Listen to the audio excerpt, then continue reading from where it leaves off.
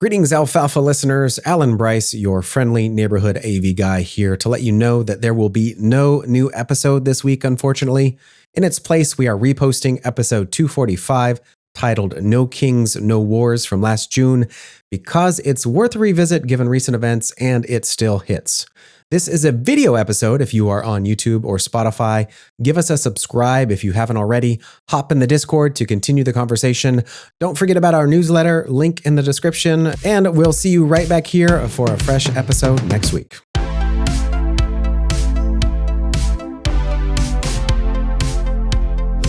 And we're live. Give us time to figure out. What'd you just pop? I can't say. Oh, cool. Do you feel like you just rugged your whole community? I never rugged anybody, but you should request a refund. Hold on. Are you doubling? So you have a lozenge plus? No. I told you. Is the stream live? It's about control. I don't see it. Well, What kind of control? I'm gonna give it a sec. It's a double down. Double. It's not a double. No, it's right there. I'm not seeing it, bro. I know. It takes a minute. Does it? Yeah. See, I just found it. You sure? Yeah. Give it a sec. I don't know if I Could like you this. give it a sec? I'm sweating. It's so hot in here. I saw my pits. It guarantees. There it a short is. pot. I would love Welcome to know- our live show. We haven't figured out how to change that title yet. I would love to know if people feel the video quality is better.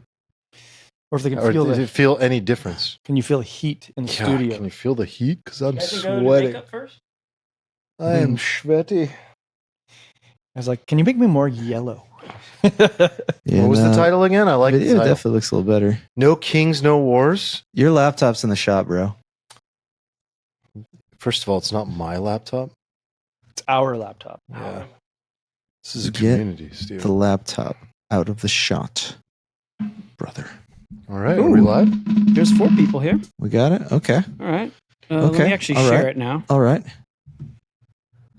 Share it.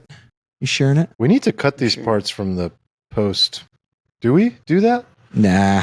Do you think the No? first 4 people should get some kind of acknowledgement? I do.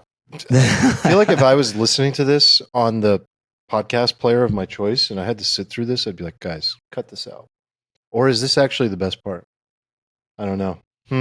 Yeah. Subjective. question. Subjective. Yeah. Is there objective morality? So you're in the pocket. Tell me about it. Like you were talking some good game out there before the pod He's started. 7 beers drink. He's like 1.5. It only takes 2 beers these days. How's life? I'm hanging on by a thread. Yeah, me too. I mean, you got 2. God bless you. How? This shit is so hard. Yeah, it's so hard alone. We just had the reinforcements arrive. Oh, the cavalry. The cavalry. We were hanging on by a thread, man. Yeah. Yeah, Does the cavalry Erica just went back to work. Oh, so shit. Is it possible for you and your wife to even like each other when you're managing that much chaos? Like, I imagine it'd be like, No. you know, I Help, owe her. no, Like, you I help. should tell her that. I should be like, babe, we did so good. yeah, you guys should celebrate. We should celebrate. You take how little well we did. moments to appreciate each other, but it's not. At least in my case, it's not like it's not like you're hanging out as much as you used to or you once did. It's just like little moments of appreciation. Yeah, Little slap on the butt. Thank changes. Sounds- Changes. Sounds fun. What about you, big guy? Big guy. you. Big I guy. don't know why. I just felt right. I almost took that further. How you doing there, sport? I almost said big boy. Big boy. How you doing there? How am I doing? A couple more of these and I'll be great. Good.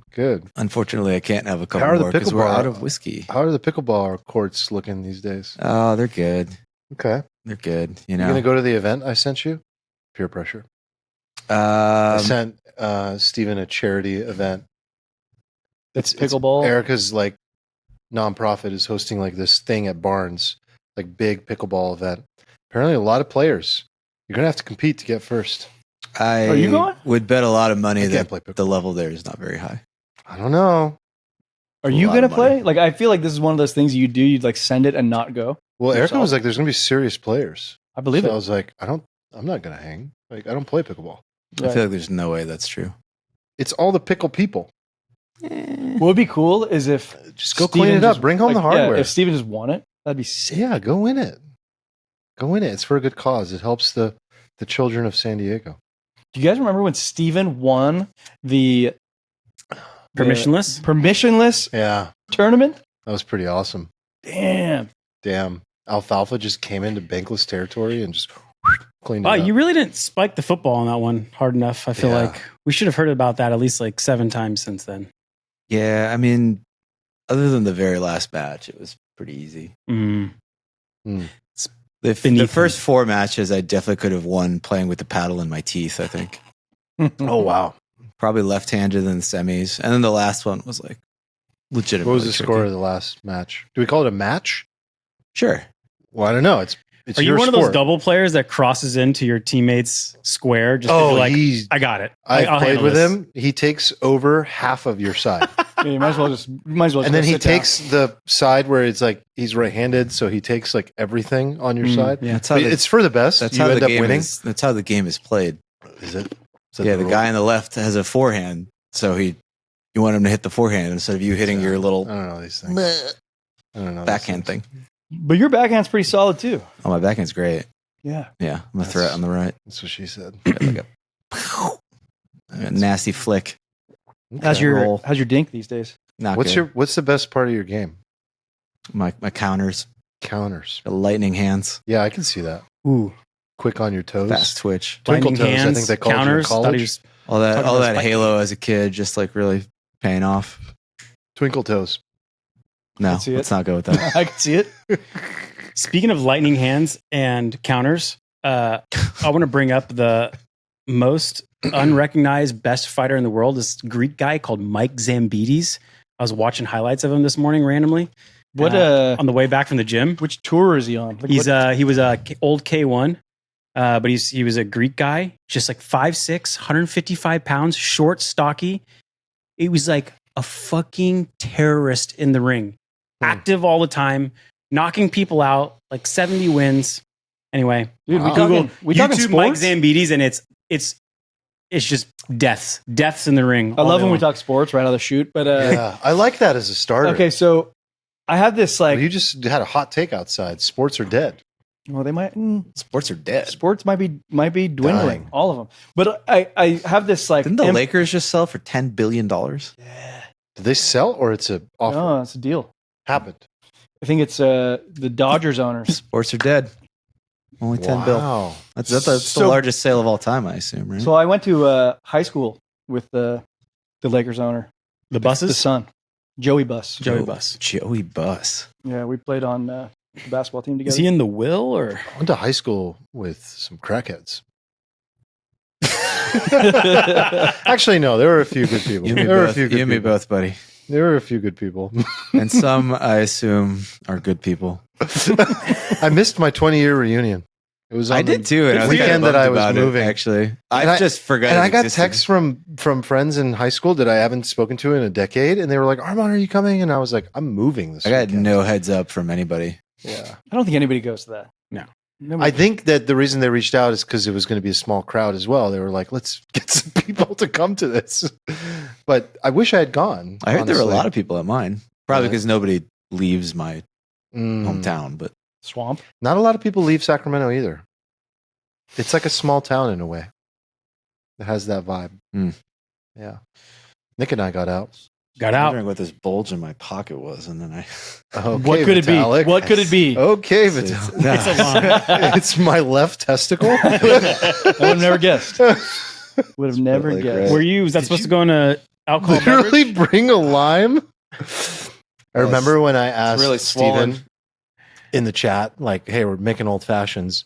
Can you bring an orange?" And he brought 3 fresh oranges from his tree. He's got a tree. yeah. He's got an orchard. I have an orange tree. I got to give you guys some of my avocados. You have an avocado tree? They are amazing avocados. I will We gladly weren't accept. sure. They're huge and they're amazing.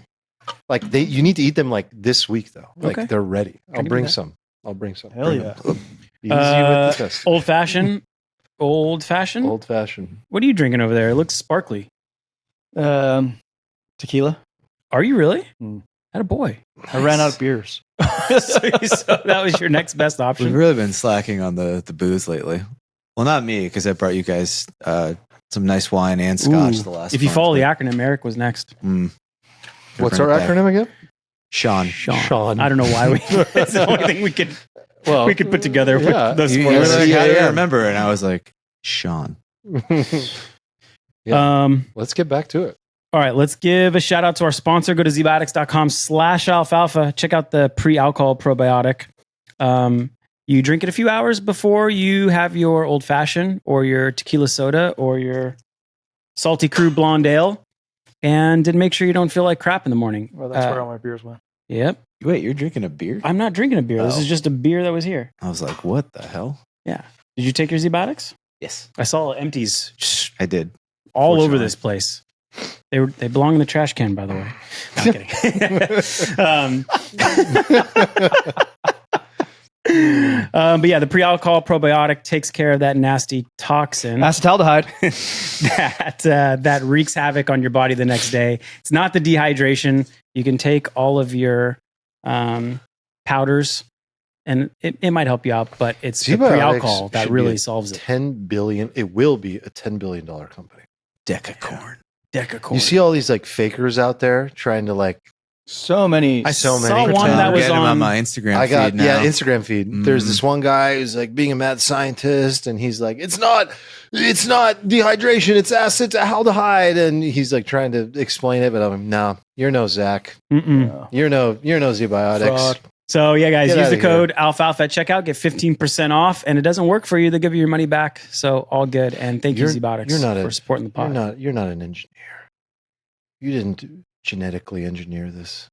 I was almost an engineer. Another life. Yeah. If you were to replay your life and you couldn't be who you are today, what would you be? Mm. One choice. Probably a jockey.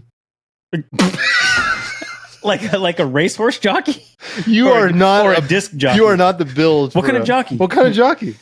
Sorry, sir. The body you have chosen is too fat. Am I fat? No, you're too tall. the jockeys You're are 112 you're too pounds. big. They're like 5'3". Really? Yeah. What do you mean, really? You know this. You know this, right? They're like tiny dudes. Like the smaller the dude, the faster the I mean, it makes Horse. sense. yeah. Fascinating. Okay. Give me a real answer. Smaller the dude, the faster the horse.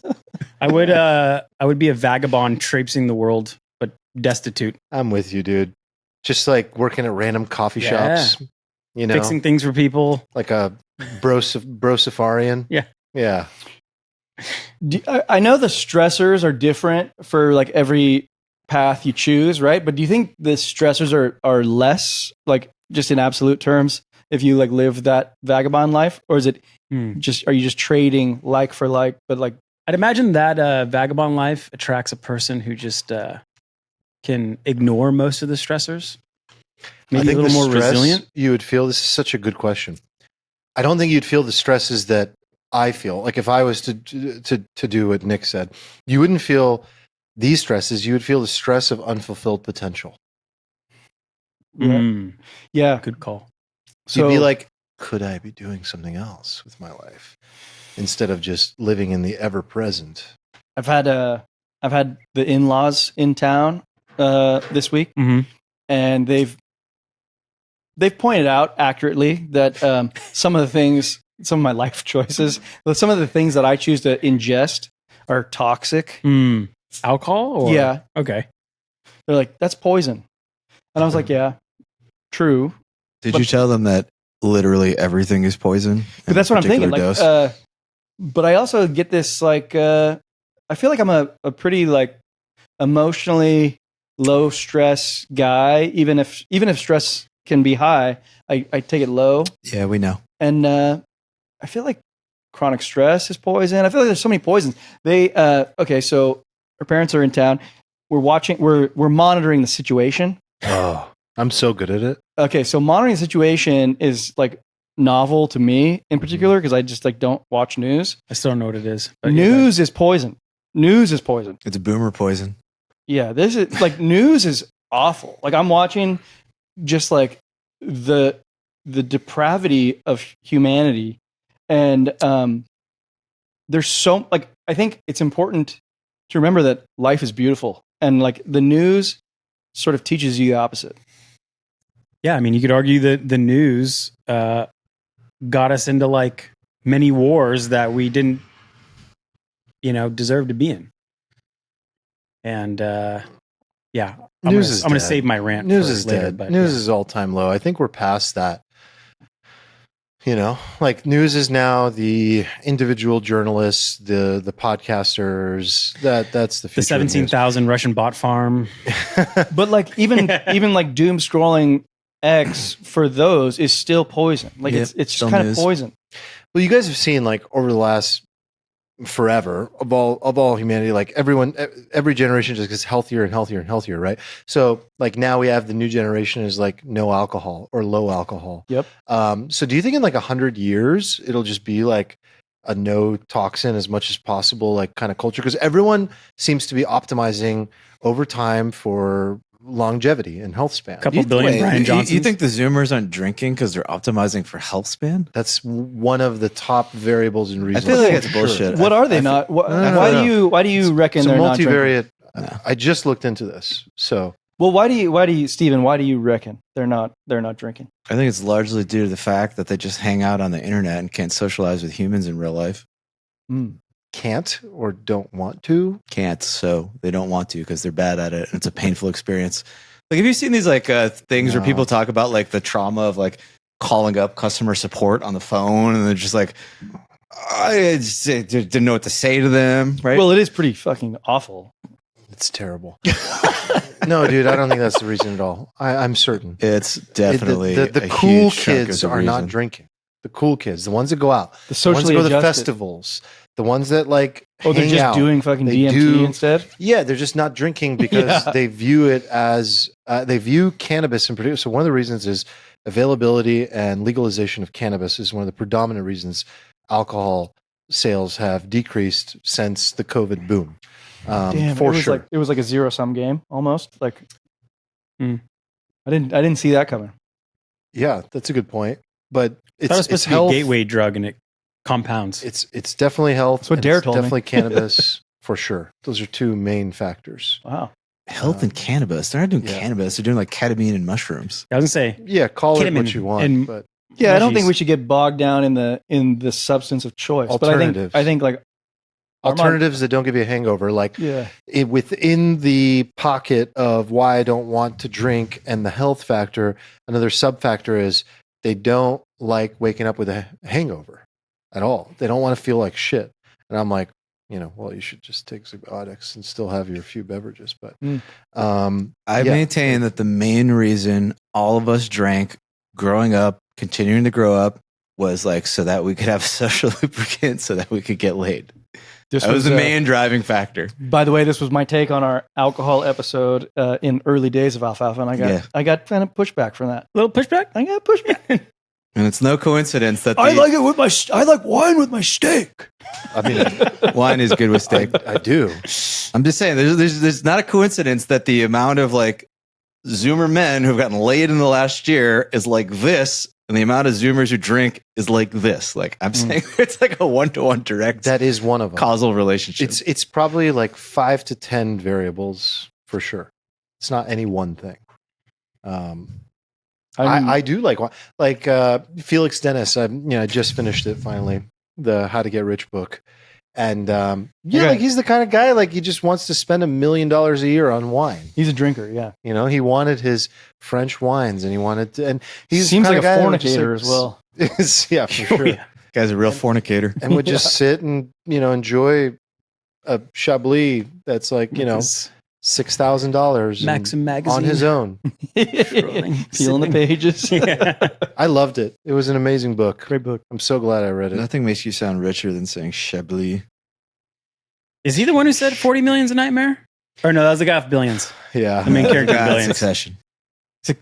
there's two No, versions. Billions. There's two of them No, now? Succession, 5 million's a nightmare. Succession is $5 million. He's like, my grandpa's going to give me $5 million. So, You know, I'm sad because 5 million is a nightmare. Greg. Oh, It was great. No, Great. you're right. We've had this conversation Yeah, like 50 several times. I times. remember. But in billions, 40 billion is a nightmare. 40 million. 40 million. 40 billion would be okay. Yeah. 40 million is not a nightmare. It was a good clip, but I don't know. He kind of 5? broke it down. yeah, that's true. All right. Anyway. All right. You guys want to get into it a little bit? I'm in it. Yeah. What's Whatever we going get on into. in the poison news, Eric? Have you been watching the news? I'm monitoring the situation. Okay. Yeah. Which situation is that? I'm monitoring the international conflict between Ooh. Israel and Iran. Armand, I wanted to ask you, like, do you? I haven't asked you yet, but do you have any family in Iran right now? Have you talked to anyone? Do you know what's going on? Just from you personally, not overall, but like, what's it like? Oh, boy. Grandparents or Oh boy. Yeah, no, I do. Half my family's in the U.S., half is in Iran. So, on my dad's side, half of the siblings are here, half are there. On my mom's side, my mom is the only one, and her two brothers are there. wow? All of my grandparents have passed except my mom's mom. So my grandma is in Iran. And yeah, so it's very, very, very real. They in Tehran. They're all in Tehran. Everybody's in Tehran. Wow. Yeah. Is there like, I don't know, gas shortages, like anything like? Yeah, I mean, what Electricity happens issues. after? Yeah, big time. So Trump tweeted, "Get out, Oh evacuate." my God, that fucking tweet, man. We can talk about that. But the reaction to that was 15 million people fleeing one of the biggest cities in the world. So there's 15 million people in Tehran. Like this was something that's like, I think when you're talking about war as like an outsider, you think of the governments, right? You think of like what should you do strategically or whatever. You forget the human element of it, or at least I did. I did until like hearing the accounts from Mina's parents. They also have family. Your there. wife is Persian. She's from Iran. Yeah, She's from there. Yeah. she's from there. She grew up there. So she's got family there in Tehran and the surrounding areas, and the stories I'm hearing are awful. Like their relative had to wait in line at the grocery store for 9 hours to get 2 loaves of bread, and they have 7 kids. And that family has to subsist on that. Other people are trying to get out of Tehran. They can't because the petrol shortage. So you wait in line for 20 hours, you get 10 liters of gas or petrol, and then that's not even enough to take you. So people are like exiting Tehran, but then running out of gas on the roads with nowhere to go, no one to help. The banks are down, so there's no access to Oh, I didn't know Internet that. just went down completely. Cyber attacks, I assume. Cyber attacks? No, the government took it down Oh, shit. completely. It's completely down. So I think like basically what I'm trying to And say then is Starlink came. I mean, we're talking about updates as of today, June 18th. They took it down because they're So trying there's to prevent like multiple uprising things happening at the same coordination. time. Israel cyber attacks, but also they took it down to prevent coordination, probably between the people. And so people were reliant on Starlink, and then Starlink is now inaccessible today. So it's like blackout right now. So you know what I heard, like on a positive note, is that like some of Mina's family's in the north of Iran in Shomal, and as people are fleeing, there's obviously hotel shortages, and there's like nowhere to go. Like a lot of people have nowhere to go. So there's 15 million people in Tehran. Like 2 million people have like a place to go. They can flee. Yeah, But like they there's have a people second home in the somewhere. Caspian Sea or in Sure. the mountains or But then something. like everyone else is just Where do we go? scrambling for their lives. And what I heard today from Mina's dad is that like people in the north are like opening their doors to everyone, just being like, "Hey, you Just can come stay in." here. We have some food. Have some of our food."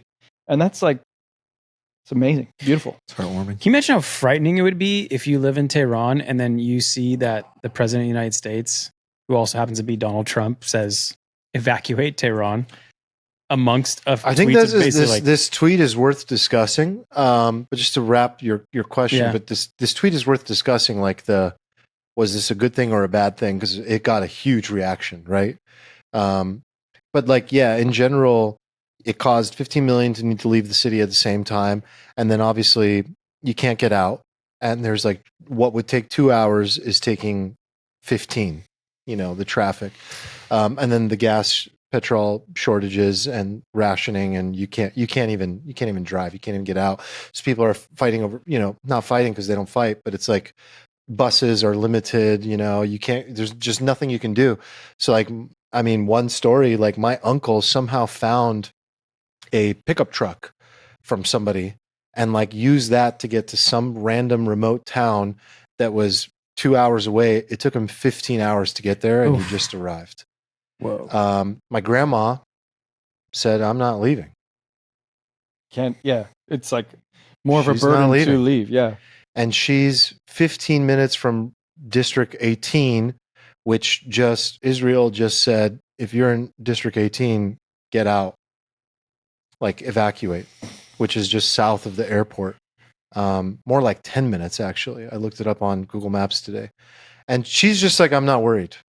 Like, I'm not worried. It's going to be fine. Like, they're not going to bomb civilians. That's her belief. This is going to end soon. My kind of chick, by the way. No, it's amazing. I mean, I talk to my grandma a lot, and it's very interesting. I can't talk to her right now. I sent her some messages, and it's blackout as of today. But based on what my mom told me, she's like being stubborn and not leaving. It's also being optimistic. It's also being like, what can you control? I mean, you get to a certain age, like you can't just like get up and go. Like, no, yeah, she can't. I mean, she could, but she's just like, for whatever reason, stubborn and doesn't want to leave, and is like, it's going to be fine. But the point is, like, so to discuss this, like, why, if you are about to bomb the entire city of Tehran, if you are about to try to gut out the Islamic Republic, the regime, and you're about to bomb the whole city in order to do so, then that's a positive tweet, because you're saying to civilians, get out. But if that's not what you're doing, all you did is cause mass hysteria. And there is no world in which they're about to go and bomb all of Tehran. No. They're going and they're strategically bombing certain sites. So what do you guys think? Was that an irresponsible tweet, or was that a positive to say, hey, get out of Tehran because we don't want you to get hurt? Even Trump thinks it was irresponsible because I think he deleted it. He did? I'm pretty sure he deleted it. Which is like, I've never seen him delete a tweet. So that should tell you all you know. Thing is the White House irresponsible, apparently came and said, like, that isn't what he meant. What he meant was X, Y, and Z, and they started cleaning it up. He just meant, like, this is like your last warning to the regime, and you need to come to the At negotiation. least the White House aide was like, so Mr. President, might have been interpreted as you were going to jump in here, bomb the whole city. Maybe tweak, edit. Oh God. Yeah, Okay. not good tweet. But I'm in the incredibly irresponsible column. I have for sure. Like the thing that I've been overwhelmed with is this sentiment of like how to feel about this when it's like closer to you, like how we are, where it's like closer to us than just like you're just observing and looking at it strategically from like a government versus government perspective. One of the things that I'm struggling with is like balancing the empathy and compassion for the people who are there experiencing the bombings and everything against the American interest that I feel that it's like, I probably also want to prevent the Islamic regime from having a nuke.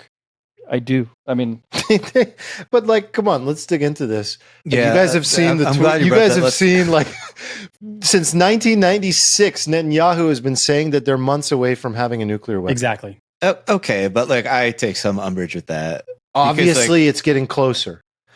Right, but like, time is a benefit. But okay, like, so like, yeah, okay, so I got the receipts here. If anyone wants to go through. no, I get the receipts, but like, do you remember? hold on, let's hear some of the receipts. Yeah. Wait, do you remember in like 2012 or something? Maybe it was 2012. I don't know. It was a while ago. He had that like picture of the bomb that In was front like of the from UN. Wile E. Coyote. He said by next Like the acme spring. bomb. By next spring. Yes, but in fairness, like following his picture of that hilariously drawn cartoon bomb, like they did like the Stuxnet virus thing, right? And basically like blew up a bunch of shit. So it's entirely possible they were close to having a bomb. But we've done this before. We've done weapons of mass destruction. No. And we've done all of this before. Okay. We've been through this whole charade. This is a good debate because what I'm going to throw out. Stuxnet was 2009 and 2010. He spoke in front of the UN General Assembly in 2012. Yeah. So like they did that 3 years They prior. killed a bunch of scientists after that. Probably. Okay, they killed the scientists in 2010 and 2012. Okay. So again, this was still. So they were doing this. I'm gonna throw something out there, and then you guys can throw tomatoes at me or debate it or whatever. In the world of like trading, right? It's very tempting to see like a pattern and pattern match. Be like, oh, this thing happened last time, so that means this, and this thing's going to happen the next time. And what you really have to do is to try to like drill down into like the super first principles of why that happened. And if you can get to the first principles, you can sometimes make useful predictions. But if you just see a pattern and then you think the pattern is the same, then you're often going to fail. And I am currently getting the vibe that it's like kind of like a mid take to be like, oh, like no war, like we said this, like they've always had a bomb, blah, blah, blah. So it's just like Iraq. That feels like pattern matching to me. And I think you could make like a pretty good case that this is like substantially different than the Iraq situation, like substantially so. And that if you're just sort of making your decision based on, oh, they lied to us last time, or oh, like war is bad, or oh, no, like I think you may like draw like a very bad conclusion, right? And maybe we should just start from the point of like, is it bad if like Iran has a nuke, right? Because if you don't think that's bad at all, then like this whole debate's kind of pointless because you don't think it's bad if they have a nuke, right? It's bad. It's very not bad, necessarily guaranteed that they would use it, but it's bad. I think it's not even bad that they would use the nuke. It's bad that it would just enable them to just sort of like power project with impunity. It's bad because they don't go away. I don't think they would use it. And they don't the go regime away. never would go away. Right. They're not going to use it. The reason they want it is because they're surrounded by it. If you have it, you're like North Korea. Yeah. North Korea is like, we have a nuke. What the fuck are you going to do? Nothing. Because we know how that goes. End of destruction for everybody. So everybody wants a nuke because once one person has a nuke, everybody needs a nuke. We all know how that works. We don't need to go down to elementary level here of game theory. So everybody's going to want a nuke. Either no one has one or everyone's going to want one. So they want one for their own self-defense of their power. Like that's clear.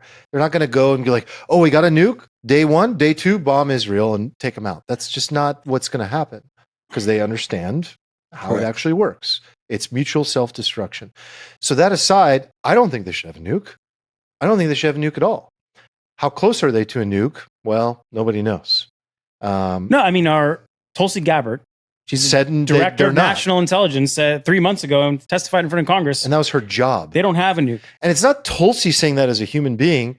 It's our intelligence agencies, all of our research over the last 20 years reaching a conclusion, and then her just saying, this is the conclusion that we've reached.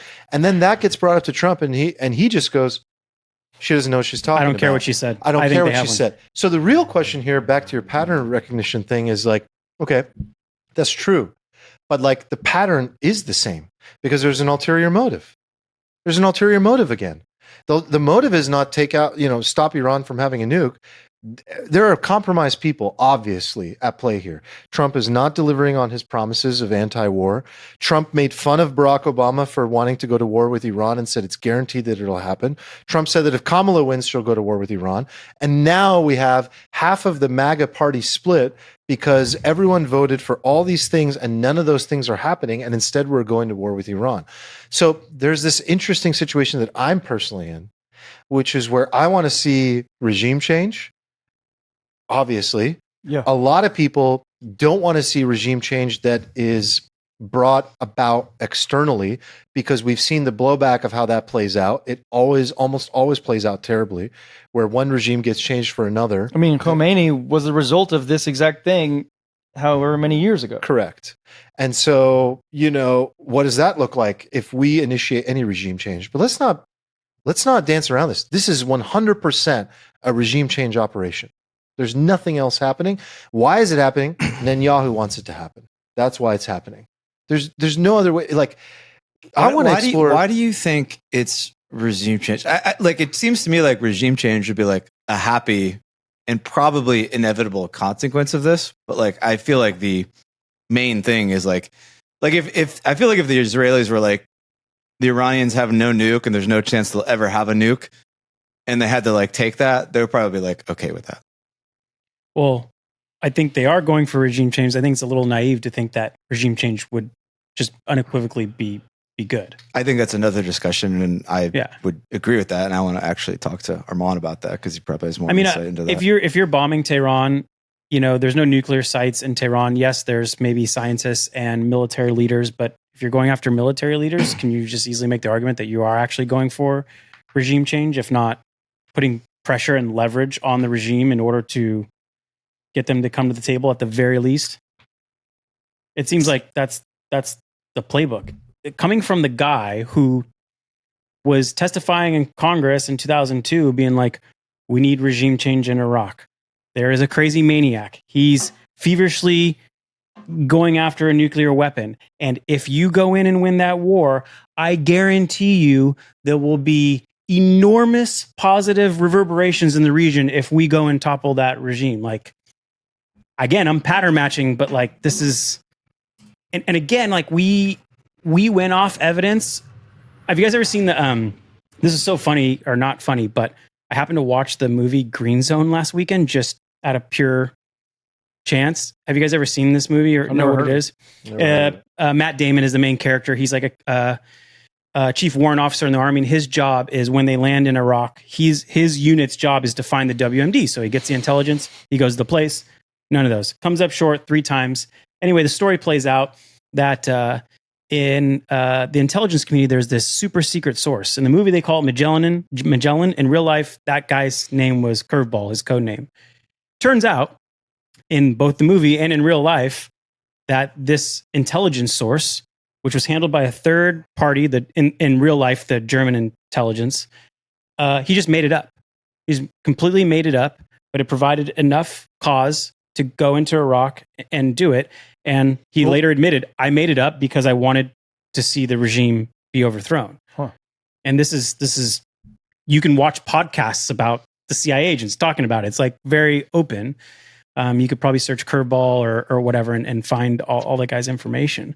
And now we find ourselves trusting a third party intelligence person. You know, we're trusting Israel with this when our own intelligence says we can't prove it. And we're just going to go in with them on this based upon their intelligence. I mean, it's wild. Like, I can't believe that there's more sirens going off. I mean, you mentioned it that, yes, this kind of smacks of Iraq in 2003, but like, I don't see that on the news as much. I don't see it in my like Twitter feed as much, that this was like almost a mirror image of this whole situation. Whole exact mirror image. Well, except that like Israel is us this time, and we're like the UK with like bombers that we need or something, you know? Like, it's not like there's not like a strong appetite for, like, there was a very strong appetite for war back then. So that's a huge difference. Like, I would say right now that the appetite for war is actually too low. Like, if I were to make a criticism, I don't like war, but like war is like sometimes necessary if you're like a realist, right? And a huge chunk of even the Republican Party, I would say like the majority of Trump's voter base at this point, is just like vehemently anti-war. Dude, I don't know if it's my corner of X and Twitter, but like this to me looks like the most unpopular war initiative ever. Like, I've never seen such like it's already started with Tucker and Tulsi and that comedian and everybody, but it's Jake like Smith. Yeah, it's like a huge swath of people the citizens of America do not want to go to war. They don't care. They're like, we don't have a problem. They understand that the Islamic Republic like regime is evil, but they're like, they haven't done anything to me, and I need my country taken care of right now because that's what I voted for. I agree. I want inflation down. I want grocery prices decreased. I want to buy a home. I want better health care. That's what people want right now. They do not want war. I've but never Armand, seen a we'll be larger... greeted as liberators. Yeah. The Iranian people want the same culture Yeah. we want. They want our lives, and you'll be greeted as a liberator. And it'll only take 2 weeks. 2 weeks. To be one fair, bunker buster bomb, and you'll be greeted as a liberator. You'll go down in history. Is there evidence? No, we don't have exact evidence, but you don't want the mushroom cloud being the smoking gun. I mean, all of this was said in 2003. The evidence thing is ridiculous. We could just use our fucking brains for this. The Iranians have like enrichment facilities 300 feet underground in mountains. What the fuck do you think they're doing with that? We know what they're doing. Power generation. But is it 2 weeks away, or is it 3 months away, or is it next spring, or is it 3 to 5 years? Why now? You have to ask yourself the question: Why now? Why let it even get to that point? Why immediately now? Well, this has been planned for years. There's a good reason why immediately now. It's like why immediately now is like the Iranian military capabilities are just like severely degraded, like in a post October 7th world, and they haven't built them back up. And you have like Trump in the White House, so like it's like obvious why Israel would want to do this right now. I think Bibi's just on a roll. Like he got this excuse to go in and smash Hamas in Gaza. He got an excuse to smash Hezbollah in Lebanon. He's on a roll, and he knows that he's a mid-70s, late 70s guy. I don't know how old he is. Just think about legacy. And he's just, my legacy could be I could be the one who took down the regime. So we don't need to do this now, but like I'm going to do it now. And I don't even know if he asked President Trump to come in, and Trump said no, and he just called his bluff and was like, "Fuck it, just send them anyway." He won't admit that I went against him. 100% told them what they were doing. There's no world in which like they do something and don't tell us.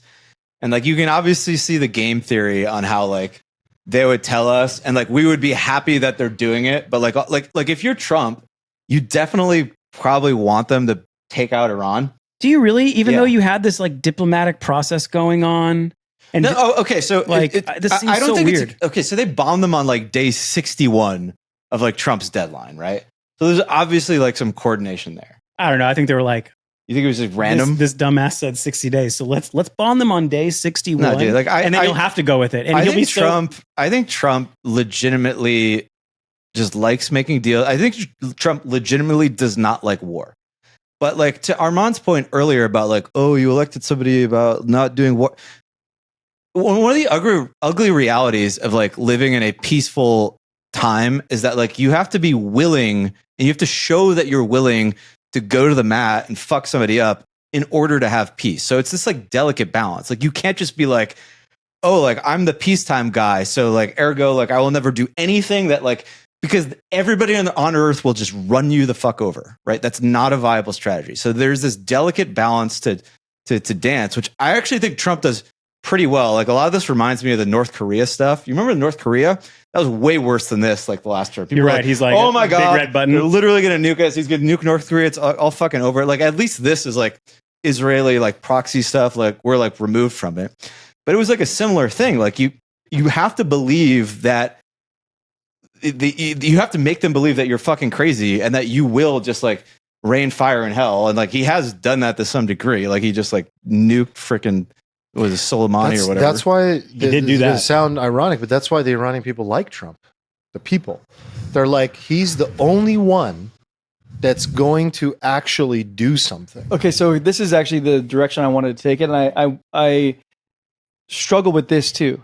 It's like understanding the psyche of the Iranian populace amidst these attacks, because on the one hand, someone's bombing you and your family's dying. Like people you know are getting killed. But on the other hand, it's like they're not actually attacking you, they're attacking the regime that you dislike. So like they're actually your friend, but they're killing you. I mean, what does your guys' family say? Like your dad, your wife's parents are probably the best source for this versus anything you could ever read on Twitter or say about CNN. What? So I could start. Do we want? They look at Israel as the enemy, and okay.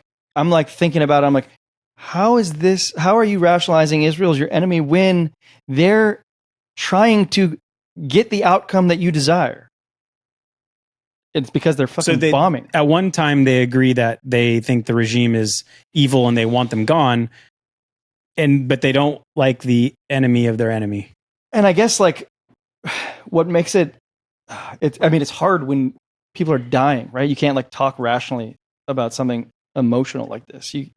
But like, I guess when I think about it, I'm like, man, the messaging, if you guys are all correct and there's like a game theory behind this from like the Western perspective, like wouldn't this messaging be a lot easier if you were just to be upfront, be like, instead of focusing on the nukes, you say like, I want to get this regime out and help liberate you guys that are all oppressed. Like, well, that's kind of like bullshit though.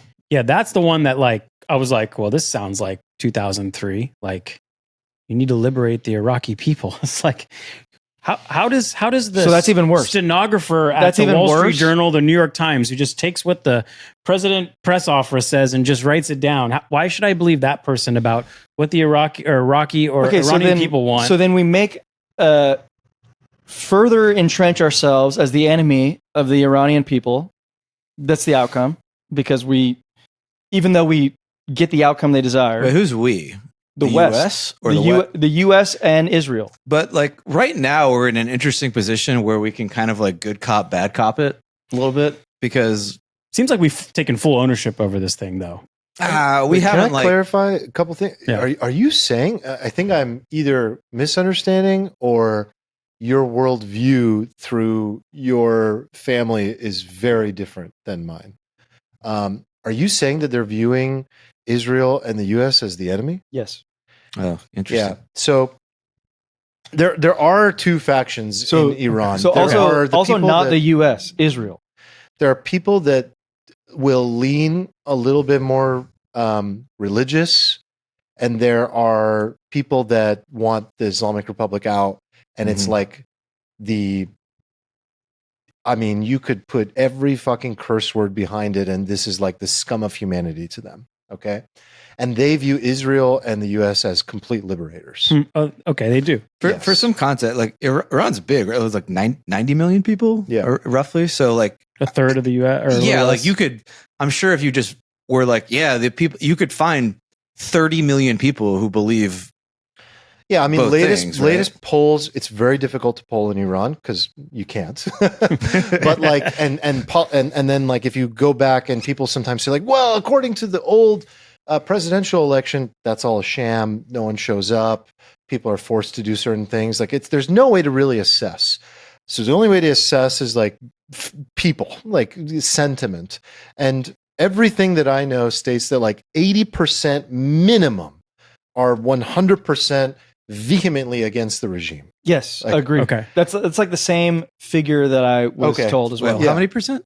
80 plus 90%. So like only 15 to 20%. Only the religious fundamentalists, people related to the Islamic Republic, people that work for the Islamic Republic, people that are fed by it, people that are in bed with them, people that make money from them. It's like the Hasidic Jew Zionist group. It's just Israel. the fundamentalists. 15 Is that to 20%. number for like 40 and under, like even higher? Yeah, God, it's 100% are against. What do you think? Yeah, what do you think our group would think if we grew up in Iran? 100% against. And how would we view Israel? You think as like the possible? Again, I think it's like indifferent. Israel, okay whatever. Israel right now. Israel could help us. Israel could apply the pressure that could help us uprise and get out of this. You think that's what they're saying though? Because I know they're that's literally what they're saying. bombing and killing. I know for a fact, friends and family. I know for a fact. I can play messages how right many, now. How many civilians are actually dying in Iran right now? There's not civilians dying. Like There's not civilians dying. Very few. if you happen to be the neighbor of a general, maybe you. Yeah, like they bombed the Islamic Republic, like Central, like network nation, a news nation. So some civilians died there. No, but I'm also saying that we're not in a mode. They're not in a mode where rationality is winning. Like you're getting bombed and you're fearing for your life. That's not. It's not this thing. Nobody wants to get bombed. Yeah. So it's like it's terrifying, and it's like I really hope all that night our you're people hearing don't get explosions. Like you can't sleep. Yeah. Like, you're evacuating. You're getting stranded on the roads. You can't buy food. Like this is not a rational environment where you're like, oh, okay, so yeah, but the liberators are the good guys, right? No, like, but it is. That's exactly what they're thinking. They're not according to I think what that I'm hearing. I love think this that discuss. I think that, and it's fascinating because I've always felt it. I was unsure, but I think that there's a slightly different worldview that you're receiving. Of course, and like Okay, like But I Steven can tell mentioned, you- everything's like biased according to Yeah. who you hear it from. yeah, and I think that like there are so many factions, right? But if we were to paint a really broad, stroke brush, this is it to them. This is happening. This is it. This is the moment. Reza Pahlavi, the son of the I Shah, was just going to ask you just about that. posted the video saying, "This is the moment. It's happening. This is what we need to do. Don't worry. There's a plan. Our moment has arrived. Let's do this." So is- And then you have people that are like, "Oh no, fuck the Shah's son," and all this stuff. But I'm telling you, 80%, this is the plan. This is happening, and this is the path moving. Okay, forward. so to Nick's point earlier, one of the hilarious things in retrospect in Iraq was this whole like we'll be greeted as liberators line, and this was like sort of a trope that was repeated throughout the Middle East. If we just like get rid of all their leaders and install democracy, they'll just love freedom and be like really into like the West and everything. And then obviously that turned out to not be true, and the Arab Spring was like probably that's like a terrible disaster. solution because the solution has to come from within. yes. The solution has to come from the Right, people. but that's what I'm sort of getting at. Like, wouldn't like from my perspective, the Iranian people are like very different from like the Iraqi people. Like Iran, like used They're to be like different pretty. by everything. They're Used to be like different very. It used to be like a pretty Western place, right? I mean, it still Yeah, is very. pretty by, Western. yeah, even with a dictatorship, 70% of scientists are women Yeah, and so- doctors. So, like, it's a very moderate, progressive, yeah. place. So would you say then that like if we were to like, or Israel or whoever we is to just knock over, not just like the mullahs, but also like the whole like it's mostly like a military dictatorship, right? Yeah, military combined with the mullahs. and- Yeah, it's like do all you think it would just fall into chaos, or would like democracy like No. actually have a chance there? No, it would. That is the plan. They've been planning it for 45 years, ever since this who's mistake they? happened. Well, the son of the Shah. I mean, people have been planning, but the predominant plan that would take over would be Reza Pahlavi, the son of the Shah, would come in with a transition government. There's a plan in place. There was a summit 2 months ago, Iran Prosperity Project. The top people from Iranians from the diaspora, people that left Iran, from all around the world. We're talking about the CEO of Uber. We're talking about what's his face, the investor of I'm blanking on his name, but all these all the high up people across energy, across tech, across politics would come in with a transition plan to then create a referendum for people to vote for the style of democracy that they want to take over. It would be a 6-month initiative to basically take over. It's all ready to go. That sounds good and ready to go, but like that's also what happened in Iraq. The U.S. selected like a former Iraqi leader who was exiled. They brought the him in. U.S. selected. Yeah, but isn't this? All- isn't this kind of like no. blessed by? No. What's happening? No, it's not. This is not a blessed by the U.S. or Israel thing. Iran has been trying to overthrow the Islamic Republic for 45 years. Okay. What happened 2 years ago when I shed a tear, woman, life, freedom, right? Remember that, Yep. guys? This has been happening for a long time, that they've been trying to overthrow the Islamic Republic regime. Every time they try, they get killed. So They don't have guns. So that's different, They right? can't take over. What this is doing is going to apply pressure. The government, this regime is so weak. This is what I want to get out. They are hanging by a thread right now. They are so weak. A few more sites being taken out, a few more hits in the mouth, and they're running, or they're going to try and negotiate a deal, or whatever's going to happen. At that moment, people are going to hit the streets. Uprising begins, revolution happens. We're there. We're within weeks of it. It's not going to be this whole operation where the U.S. or Israel needs to come in to make it It's happen. not going to be Afghanistan. It's not going to be not going to Afghanistan. be boots on the Okay, ground. It's but- not for going to 10 be boots years. on the ground. It's going to be pressure on the Islamic Republic regime. People rise up, and then whatever system is best that needs to take over takes over. And all those people will agree. There No, won't no. be like So factions. this is what and I want to say after what mini Armand civil said. war and turn into Syria. After what Armand said, here's what Pahlavi is spinning a good yarn, and he is an awesome candidate from like a Western perspective. He's like in line with U.S. and Israeli ideals, I guess, while still maintaining his Persian heritage. He's like an ideal candidate from our perspective. I wonder what happens with all the neighbors of Iran who have been in bed with the Islamic Republic for so long. Now you put in Pahlavi.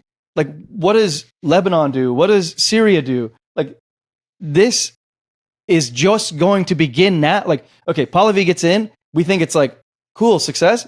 It's just going to get started. It's going to get worse. Not to mention Russia, China, Turkey. Like, there will be external forces. Look, it's how going does to it be get a worse? democratic system of some kind. Yeah. Pahlavi is not saying, I am the new king god. and I I'm agree. taking over." Pahlavi is saying he's going to implement a democratic system where people vote on a leader. I'm saying there's going to be a war after that. Like, or before. Syria is going to come in and fight against the democracy. Yeah, listen, man. When Is you have Syria going to come in and when you have the scum of the earth take some level of chaos to create some progress over scum of the earth. Like, we're talking about the worst people on the planet. I'm a Pahlavi fan. I'm not just talking saying, about Pahlavi pro or against. I'm talking about the Islamic Republic regime is the scum of the earth. Yes, They need to get out. The people will rise up. All this is doing is going to apply enough pressure to make it possible to get them out. I That's agree. what's gonna happen. I think they're going to get out. I think Pahlavi's going to replace, and then I think the fucking war begins. So it was interesting how you said war. they're hanging on by a thread, because like if we you pull yourself out of, wow, this rhymes like we got ourselves into a war in 2003 or the people situation. If, let's say, you're taking the view of there's a Stratego game in front of you and you're the US president and you see this, like, century long, 50-year enemy weak, regardless of how you got there. Mm-hmm. Do you just take that opportunity? Because That's what they're doing. That's what you have to understand. The amount of intel the U.S. and Israel have about what's going on inside of Iran. That's why they're hitting it now. Trump probably wanted to do it his last term, but this was like, as soon as he came back to office, he was like, okay, what's up? What's the latest? How weak are they?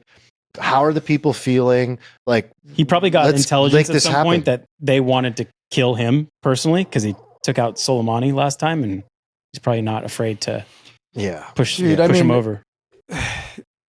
It doesn't just transition beautifully. Like, the same thing we saw happen with Saddam Hussein, the same thing you chop off the head and then like a bunch of shit grows where you're not expecting it.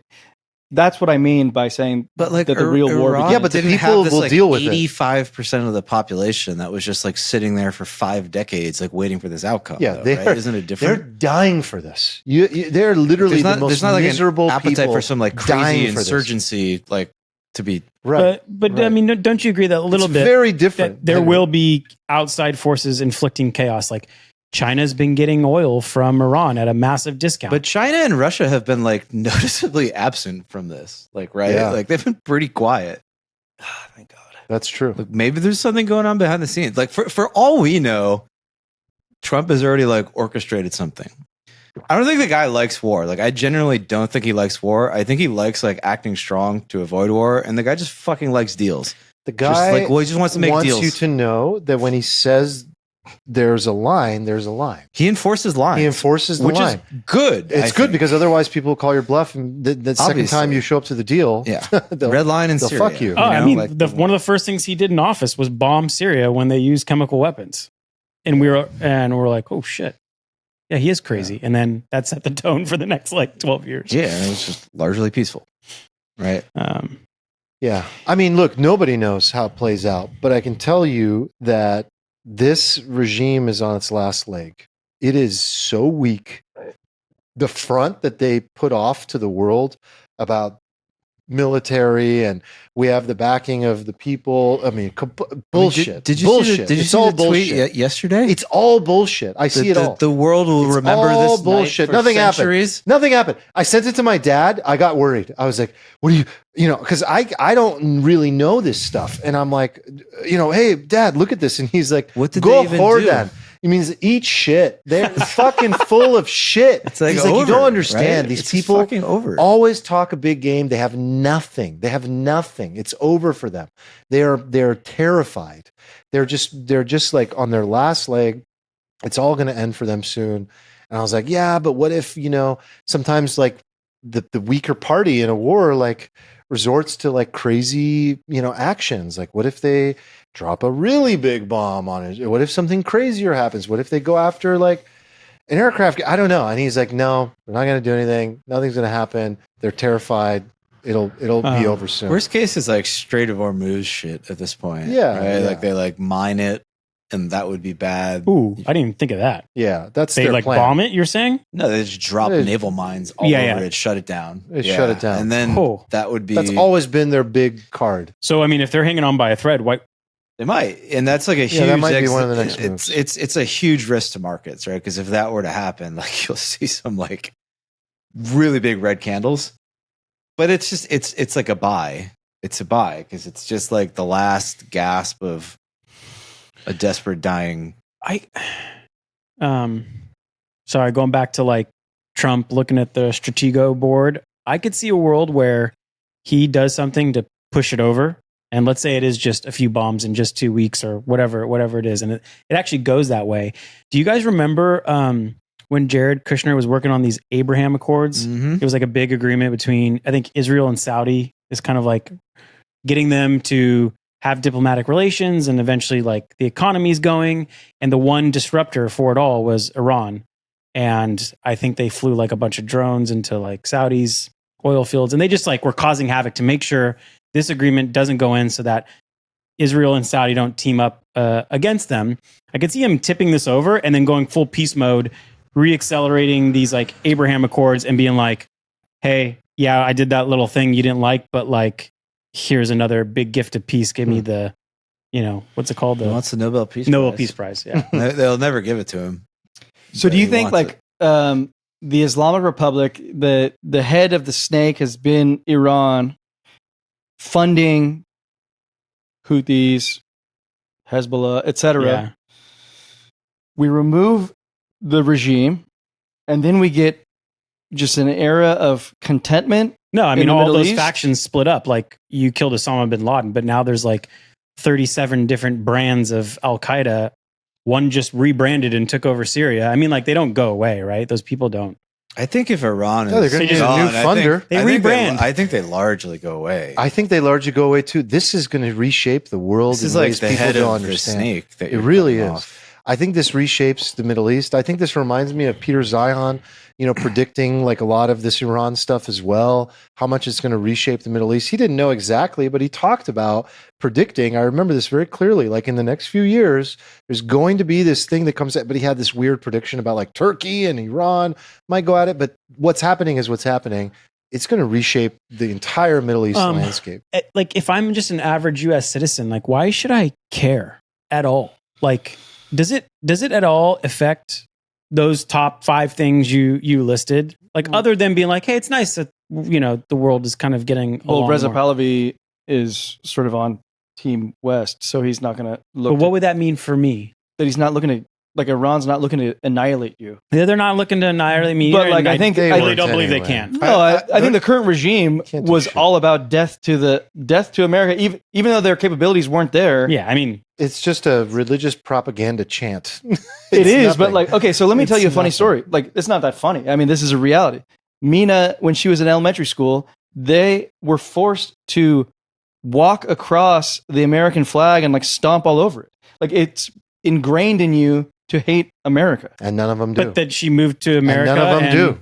Like, They're forced to do things. I know, but like and Reza none of them Pahlavi actually under do. that regime would never do that. Like, that's why America would like that. okay, but it still doesn't affect me as like a I see. average US citizen. Okay, what do you think the biggest threat to America is right now? threat? But I'm not talking about America like the flag, the country. I'm talking about like No, my to- life as well, citizen. Are you just saying like how The does threat this, to America ultimately becomes a threat to you as a citizen. Right? This is the problem inherently. Like if you want to just run all of government with like people saying like, well, how does this affect me next month? Yeah. This is a problem inherent in American politics is that like everybody plays like 6-month games. nobody is able to play like a 2-decade game like China plays, right? Because everybody's at the whim of the populace and their emotions. I'm okay to play a 10-year game, but just show me how it's going to help what's me. the biggest threat to the U.S.? I don't know. Unstable markets, oil instability. I think I don't the actually. answer- It's China. China is like our biggest geopolitical rival. Right. China is weaker in a world where like Iran doesn't exist anymore, Okay. right? Because of they don't get cheap oil, or They're so teamed up with them. Okay. Yeah. Okay. Like China, like energy is a huge Achilles heel of China, oil specifically, like any oil domestically. Iran is like a very powerful ally in that regard. And like by proxy, like, you know, access to the Strait of Hormuz, all this stuff. So I think you can pretty easily just draw like a direct corollary between like the fall of the current regime and like a slight weakening of like China, which is like also our greatest geopolitical adversary. couldn't you make an argument that like China has access to Russian oil and Venezuelan oil, and also energies they're actually exceeding like in all energy standards in terms of, you know, just pure output. So like I don't actually know the answer. Like, is that if Iran went away and stopped trading with China, is that big of a, you know, a spear in their side? Definitely hurts them. I think it's Hurts just them. one less thing for the U.S. to worry about, so you can put more focus back on the people. Like, you have one less enemy, one less existential risk. Like this is domino that potentially results in entire Middle East becoming peaceful, and then like obviously that, like if you were to pitch that to someone like, oh, you don't have to worry about conflict in the Middle East anymore, your dollars don't have to go there anymore, people will be like, oh, okay, that sounds good. Okay, so like my country has to spend less on defense Yeah, in that country, Which it won't.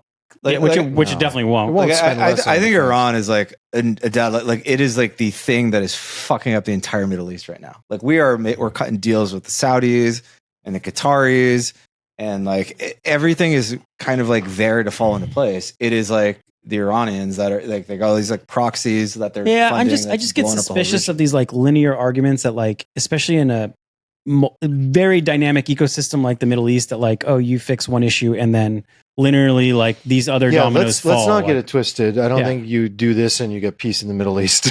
Yeah, you might get more I think- chaos in the short term. right? Yeah, you might. I mean, I think Eric raises a good point. I mean, we have no idea how this plays out on the back end of like, you know, there's a vacuum and somehow it has to get filled and a lot of different radical factions might show up. But I do think this is very, very, very different than Iraq or Afghanistan. It's you so don't have a different. bunch of tribal Yeah. groups showing Just up. seems like the playbook to get us along feels eerily the same. Of course, it's the same. Yeah. Like this is like one of those instances where like nuance is important. Like I always hated the Iraq War. Always thought it was stupid from the very first day. Still do think it was stupid. Hated Afghanistan. Not in favor of Ukraine. Like I don't like any of these wars. And then like I'm generally like skeptical of Israel, Israeli influence in U.S. politics, and like what's happening in Gaza. But that being said, like I look at the Iran thing and I go like, oh, this seems like a plus EV thing to do, so to speak. And I would bet like a lot of money that on balance, 4 years from now, the Middle East would be like a better Yeah, I would place. I have a question for you guys. So we were texting a little bit about this, but how do you guys feel about Trump's actions throughout all of this? Do you feel like he's in line with what he promised you he was going to do? Because Yes. I mean, all people are freaking out. Like this has been very, very, very unpopular so far. No, I think it's a very fair question, and I think it's like it's worthy of like looking back at those days from the moment he was inaugurated, because a lot has happened. And on the one hand, that's what he promised, that he would like do things, That's true, man. and he has fucking He's done definitely things. doing things. And like if you compare that to the alternative, That's true. the alternative was like nothing. I don't know if nothing was getting done, but you had somebody in that seat who was incapable of doing anything because he couldn't even fucking speak. Truth. And the alternative was she could speak, just couldn't put the sentence together. Could speak words. but- And she was right there as well in that other seat and didn't do shit for 4 years either. Yeah. So like, I don't know. I think I look at Trump's first few days, you know, what is it? Your first few months, 6 months. 6 months. Funny that it's only been a few months. It's a few months. So much shit has happened. It's like it's been like 3 presidents. I'm tired, boss. I say I'm tired, boss, in the Discord like every other day. It's just so much. Dude, monitoring the situation makes you really tired too. It's so bad. All this stuff, it's like you can't even gauge it. You can't judge it because it's all like it's all that we'll see parable, like that we'll see. That Chinese parable where, things keep happening and his response is always, we'll see. Because like you can't judge it yet. Like you have to wait. I mean, I don't think he's acting any differently than he's acted previously. I mean, Steven, you had a pretty quick response. But he's acting differently than he said he would. He said no totally wars. Disagree with that. No, he literally said.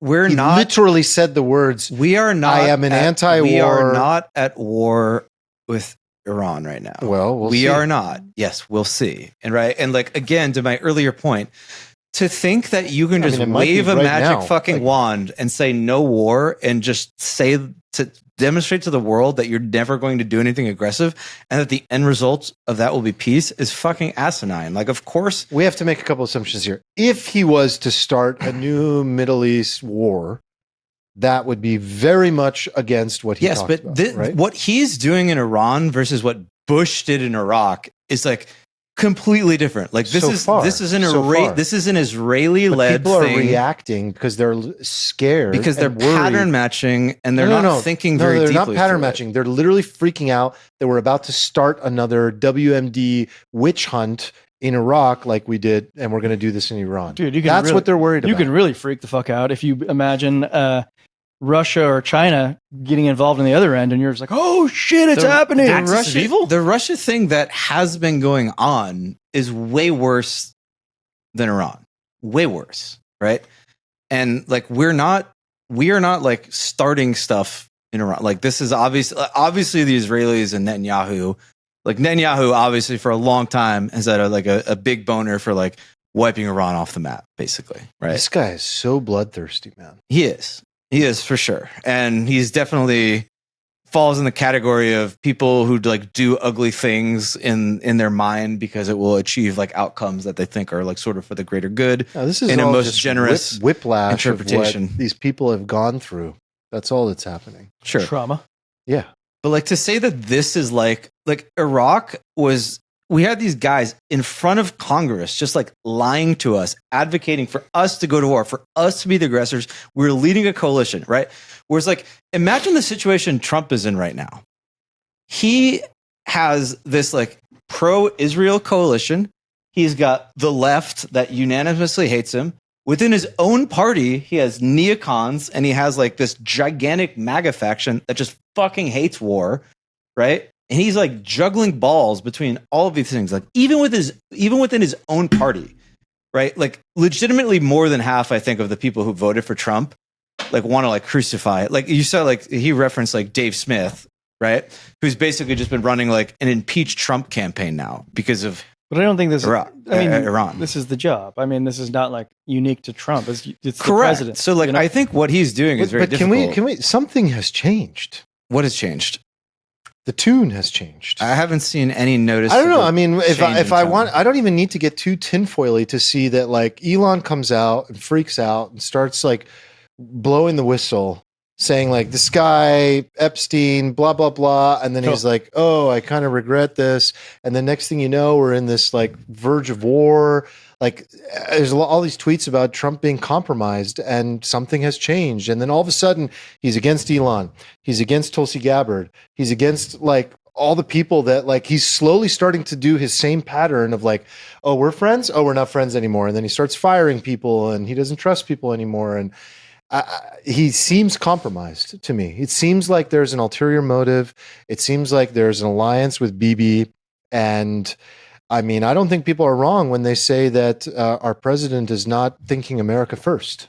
I don't think he's thinking America first. I think it's very justified to have that reaction. I think it's a justified criticism. I think it's pattern matching. I don't think it matches reality. I don't know why you keep saying pattern matching. He's literally not doing the things that he said he was going to do. This guy I'm literally not matching it to Iraq. sent a drone missile at an Iranian general his first term and wiped him off the earth, right? So this guy has not been like a dove forever. Like, yeah, we're not saying he's incapable or should never do anything to this aggressive. point, like he still has not fired a shot at anybody in his term. So like to this point, he's done less than he did last time. So to say he's like jumping off the rails doesn't make sense because like he's been more restrained this time than his prior term so far. Yeah. So like you're maybe anticipating that, but that's not the reality. That's what people so are far. freaking out about. Yeah, They're freaking out that it's stop him. It's about to start. Like we don't want any of this. But Well, there's I think it that's goes healthy. beyond. It's like very healthy that there's that gigantic pushback within his own party even. It goes beyond war, though. I mean, it's like it goes into economics. It goes Yeah. into this like tariff stuff. It like he's All things he promised. The though. tariff stuff was all stuff he promised. Maybe I people slightly were like, misjudged. people were like, nah, he won't do that. Like the problem with the tariff stuff and the other stuff was where people weren't like, you didn't tell us you were going to do that. People were like, we didn't think Yeah, we yeah. didn't think you actually meant I it. didn't take you literally. Right? Like, so that's mostly been his I problem. mean, and you've other seen the stuff. tweets of him like basically poking fun at Obama, saying like Obama will bomb Iran to save face. And by the way, you say he hasn't done anything. I mean, Ted Cruz basically said we bombed Iran. Like We he didn't came bomb. out on Tucker Carlson yesterday saying that, or today saying that. Like How did Israel we, is how did we bomb Israel Iran? is because Israel is the United Exquisite States. intelligence, my friend. Israel is a Ted proxy. Cruz, of, who doesn't know how Israel many is a people proxy live of the in United Iran? States, man. You know that or was is a it dumb- vice versa? Yeah. You can't on the one hand say like Jesus. Israel is like wagging the tail of the president, and then 2 seconds later be like Israel is a proxy of the United States. It's like you got to pick I a mean, lane. it goes a little both ways. Yes, but that just sounds like normal diplomatic international relations. Like Yeah, you can't partner, you can't ally. say both of those things. Sure, you can. No, you can't. You can't like kind of put forth this like, oh, Trump is in the pocket of Israel, but then be like, Israel is a proxy of us. Like who is wagging the dog here? Well, both are bad. So let's just say that we're a proxy of Israel. Either way, what it means is that I mean, it is we bad thought if we are a proxy of we're Israel. very bad. Either way, it means that we thought we were voting for a president that would come in and focus on America and not get us into this shit. And if Israel wanted to do something, they would do it on their own. And now we're being pulled into it. That is what everyone's freaking out about. It's very simple. We don't want to be pulled into this. Yes, we haven't been yet. I understand the concern that we would. And then I would also argue that it might be good anyway if we do it. And even if we are sort of getting And roped by the way, into that's where I'm doing conflicted. Israel's bidding, which I think is bad, you could also still conclude that it is like a net good. Like this is just like There's a lot of- politics. a It's lot really of outs. fucking That's complicated. by the way, that's where I'm conflicted. Yeah. Right? I'm like, the Iranian people are pro-Trump for the most part because they're like, this is going to apply the pressure for us to rise up. Because the reason they weren't able to rise up before is because the moment they did, they'd get killed. So now, if the Islamic Republic is distracted with a war and can't handle everything, is falling apart at the seams, people can rise up and take over. So it's a conflicting situation. Yes. I don't know, man. But like I will say the getting the ahead of your direction. skis, I think. No, but you have to. You have to because this is what I texted you. The writing is on the wall. The way I was freaking out that day, and the reason I was freaking out is because I could see how this unravels, right? And it's not good. The world becomes more isolationist. War in the Middle East like really breaks out.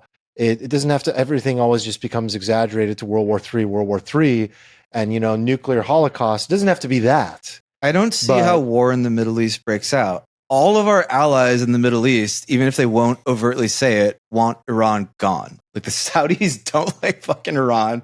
They'll like outwardly be like, oh no, it's such a shame Israel's doing this. We condemn it so much. But like they don't want the regime there. Like, where does the war come from? I'm honestly not seeing it. Like it these are words that I hate uttering, but it honestly does feel different this time. Yeah, dangerous words. Dangerous words for sure, and like they should not be uttered without considering the implications. But like, We'll see. I think it's I think it's a good bet. And I think it's a great bet for us. Like if Israel just does all of it, Dude, I mean, that's the best. That's the highest EV is that the U.S. gets what it wants without actually doing anything. Yeah. We get what we want. Israel gets what it wants. The Saudis, low key, get what they want. Like everybody, the Iranian people, like 80% of them kind of get what they want. Oh, and depending the other on how it goes down. The other 20% are just like been brainwashed for 45 years. And Russia and China don't get what they want, though. Yeah. But like they don't seem to be protesting too much. Well, they don't do their foreign policy over Twitter, so you may not notice. Well, one They don't like. one interesting conspiracy I saw thrown out over Twitter was that like Trump had already like negotiated like a Taiwan thing with China. Yeah, I could see that. I'd be like, hey, listen, just do the thing you do with Hong Kong and like slowly politically like coerce, subterfuge and Okay, 3 years from now, we're gonna give you that. So like Taiwan is not even that strategically important if we can produce a silicon in United Correct. States. which is not going to happen in 3 years. But they're already in the process of building those fabrication plants in Phoenix and et cetera.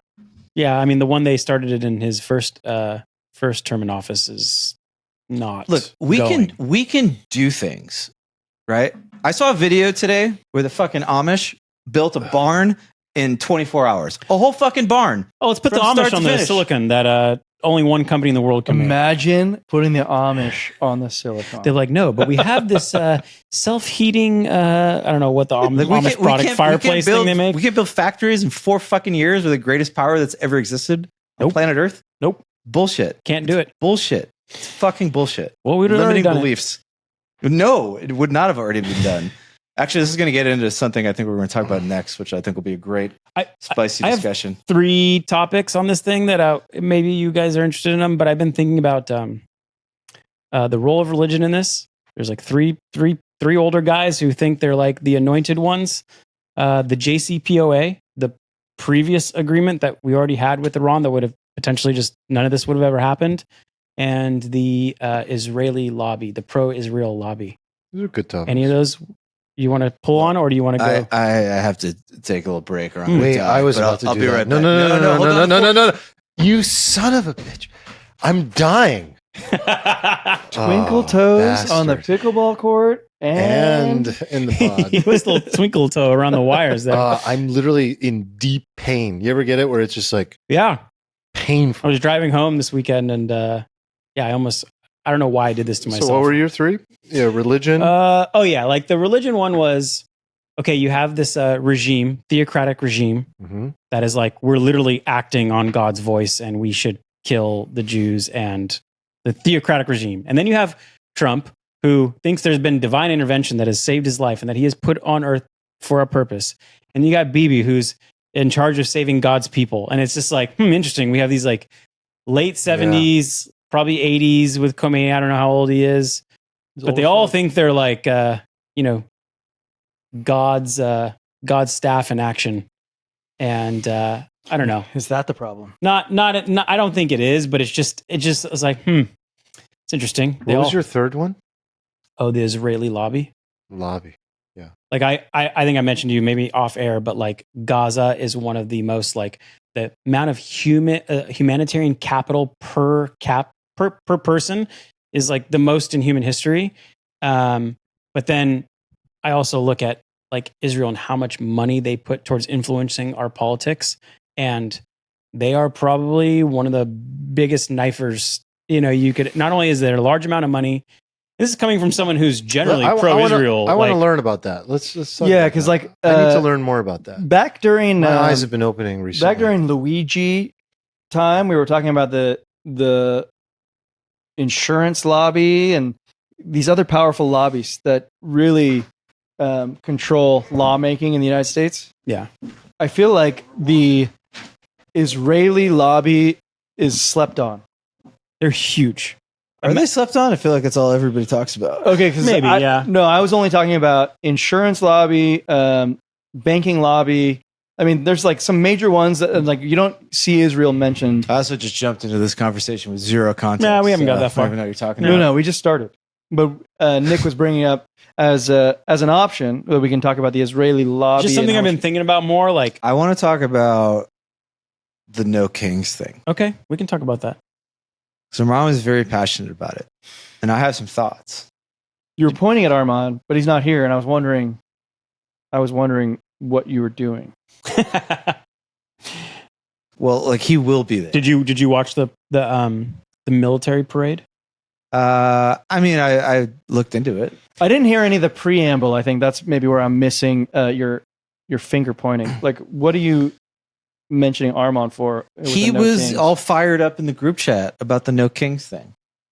Oh, About the anti parade march, because we saw in San Diego from like right below where I live. It was a nationwide, thousands of multi-city. people. That was the millions of people. I wasn't there, but like the videos from the balcony over from my place were like, that was the most amount of people I've seen that area. And I've seen BLM march. I've seen massive marathons come through, and this dwarfed it. it's crazy. I live in the suburbs, so I saw nothing. But on the video that you showed, I have never seen anything like that in Little Italy, downtown. Whatever. Yeah. I mean, I didn't even know what was going on until I went to a bar last week, and there were just like No King signs like all over the fucking bar, like everywhere. No Kings, no Kings, no Kings, no Kings, no Kings. So how's Trump's approval What's rating going right on? now? Depends on the issue. I think he still has a pretty good like immigration approval rating. I think he's slipping in. So that's Other kind of areas. what Joe Biden would have said when we would have asked that question in the previous administration. He would well, it depends on the issue, but it was No, like he pretty was low. underwater on literally every issue. Yeah, he was low across the board, but he also didn't have people boycotting in the streets to this degree. Yeah, I think that people on the right, for whatever reason, don't have a tendency to do this. Like the worst we saw was like the Tea Party people. Just put on some fucking like weird hats and played the flute or something. Don't know about Some that. snare drums. Do you remember the Tea Party Looks movement? like it's a mid 40s approval. I live in the suburbs, man. I don't do this. I think he's well over 50 on immigration still. I think he's slipped a little bit on the economy. He is highest on immigration, about 50%. Yeah. Inflation is his lowest, 34 to 38% approval. Ooh, interesting. Yeah, then the rest is kind of middle of the pack, from foreign policy to the economy. So, did you guys hear about the No Kings protest like in advance? Because I only heard about it when you showed me video of the protest No, itself. I heard about it in retrospect and then like looked into it. like the and day then- before I heard about it. Like, how did it get so big with none of us hearing about it? TikTok. TikTok. You can leave that open, Armin. So it's all the Yeah. it's all the youths. It's all the youths out there on the TikTok. The Utes. Well, what I thought was interesting was that like we see Nick was saying there are a lot of young people at ours. Like nationwide, this is like a very boomer thing. There's like just tons of fucking old people. Yeah, I feel like all the people in my life who are like against Trump that I know just anecdotally are like old people. Me too. Like I was saying this on past pods. Like there's been this weird inversion where like suddenly like really young people have like swung to the right, especially men, like men especially. And then like the boomers are like swinging. Like my dad is just getting like more TDS by the Aggressive, day. yeah, Just like or just TDS. Yeah, yeah. There's like a anti-Trump protest like every 3 weeks in that area in San Diego.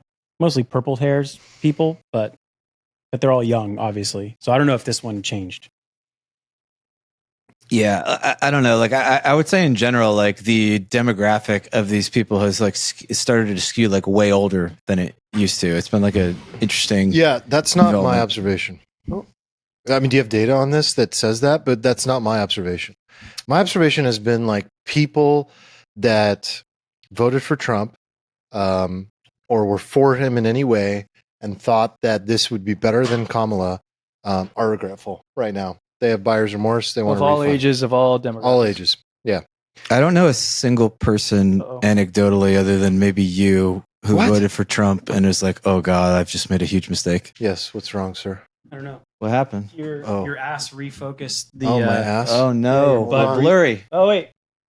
Okay. Mm, Do something. Do something. Go back. why to is the it blurry? Why is it blurred? Oh God.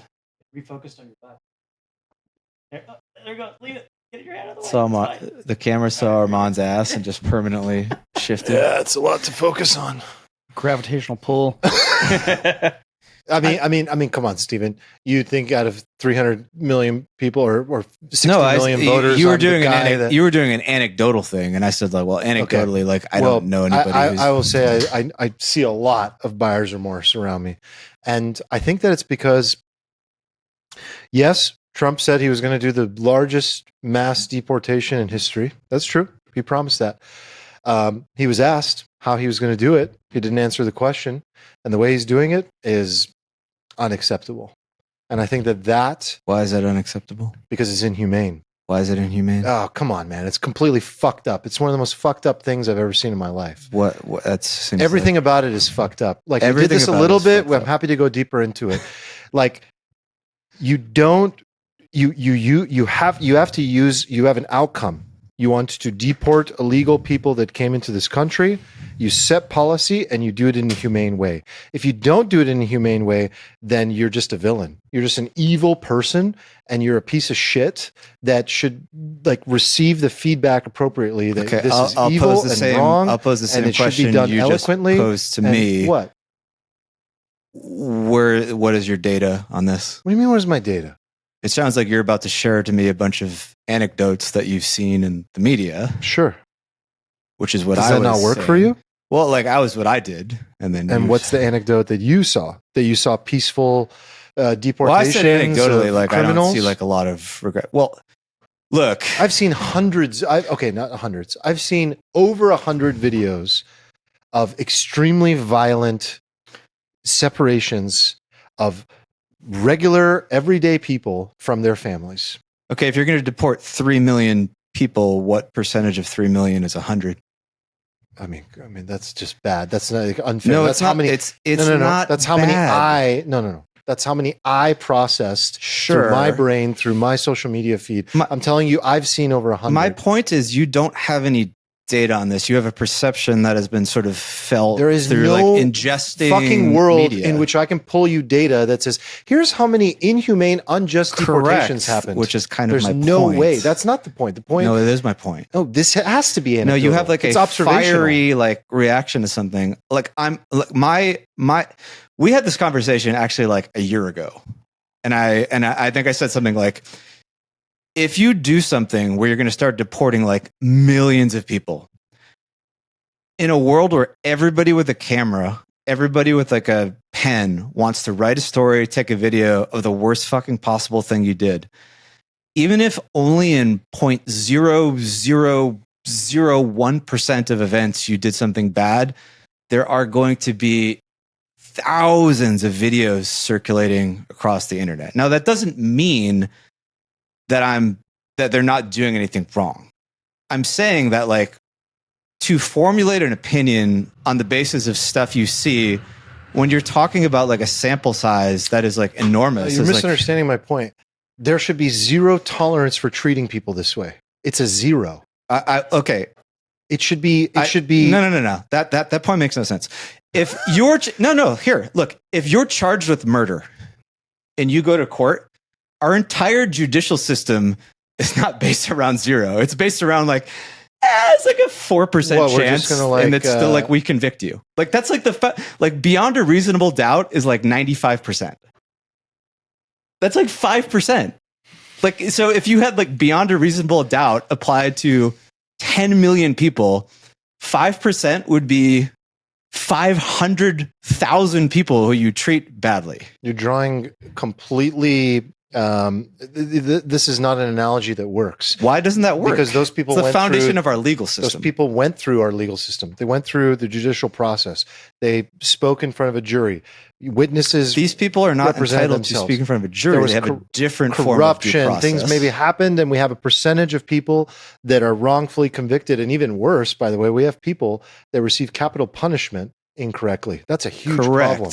That's a huge Correct. problem. Yes. That's life and Like death. we literally kill people. We literally kill people. And as a society, incorrectly. we accept that as like slippage. Yeah. But this is not slippage. This is controllable. How I behave. No, it's not controllable. Let me say this. Let me explain It's not something. controllable. Let me explain it like this. To an extent, it is How controllable. I interact with Nick as a human being is something I control 100%. I'm a human being and I have a heart, and there is a component from a human to human level that if we lose our dignity and our humanity, the world crumbles. I have a zero tolerance policy toward that.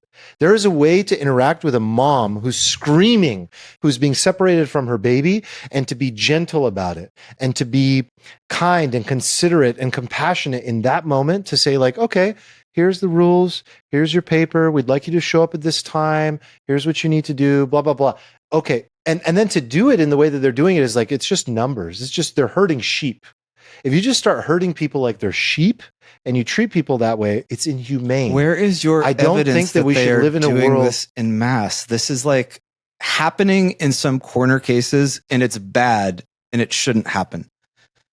But like people are blowing up the extent to which they're like just rounding up random brown people and then shipping them out with no due process. And I don't think this debate goes anywhere because we're both speaking, but you're making the claim that there's like something like horrendous. Like my baseline assumption, which I think is just rooted in mathematics, is that like if you try to take some like national policy-wide action against millions of people, you are going to get like a lot of like ugly videos, a lot of ugly stories. And like, I agree that those things shouldn't happen.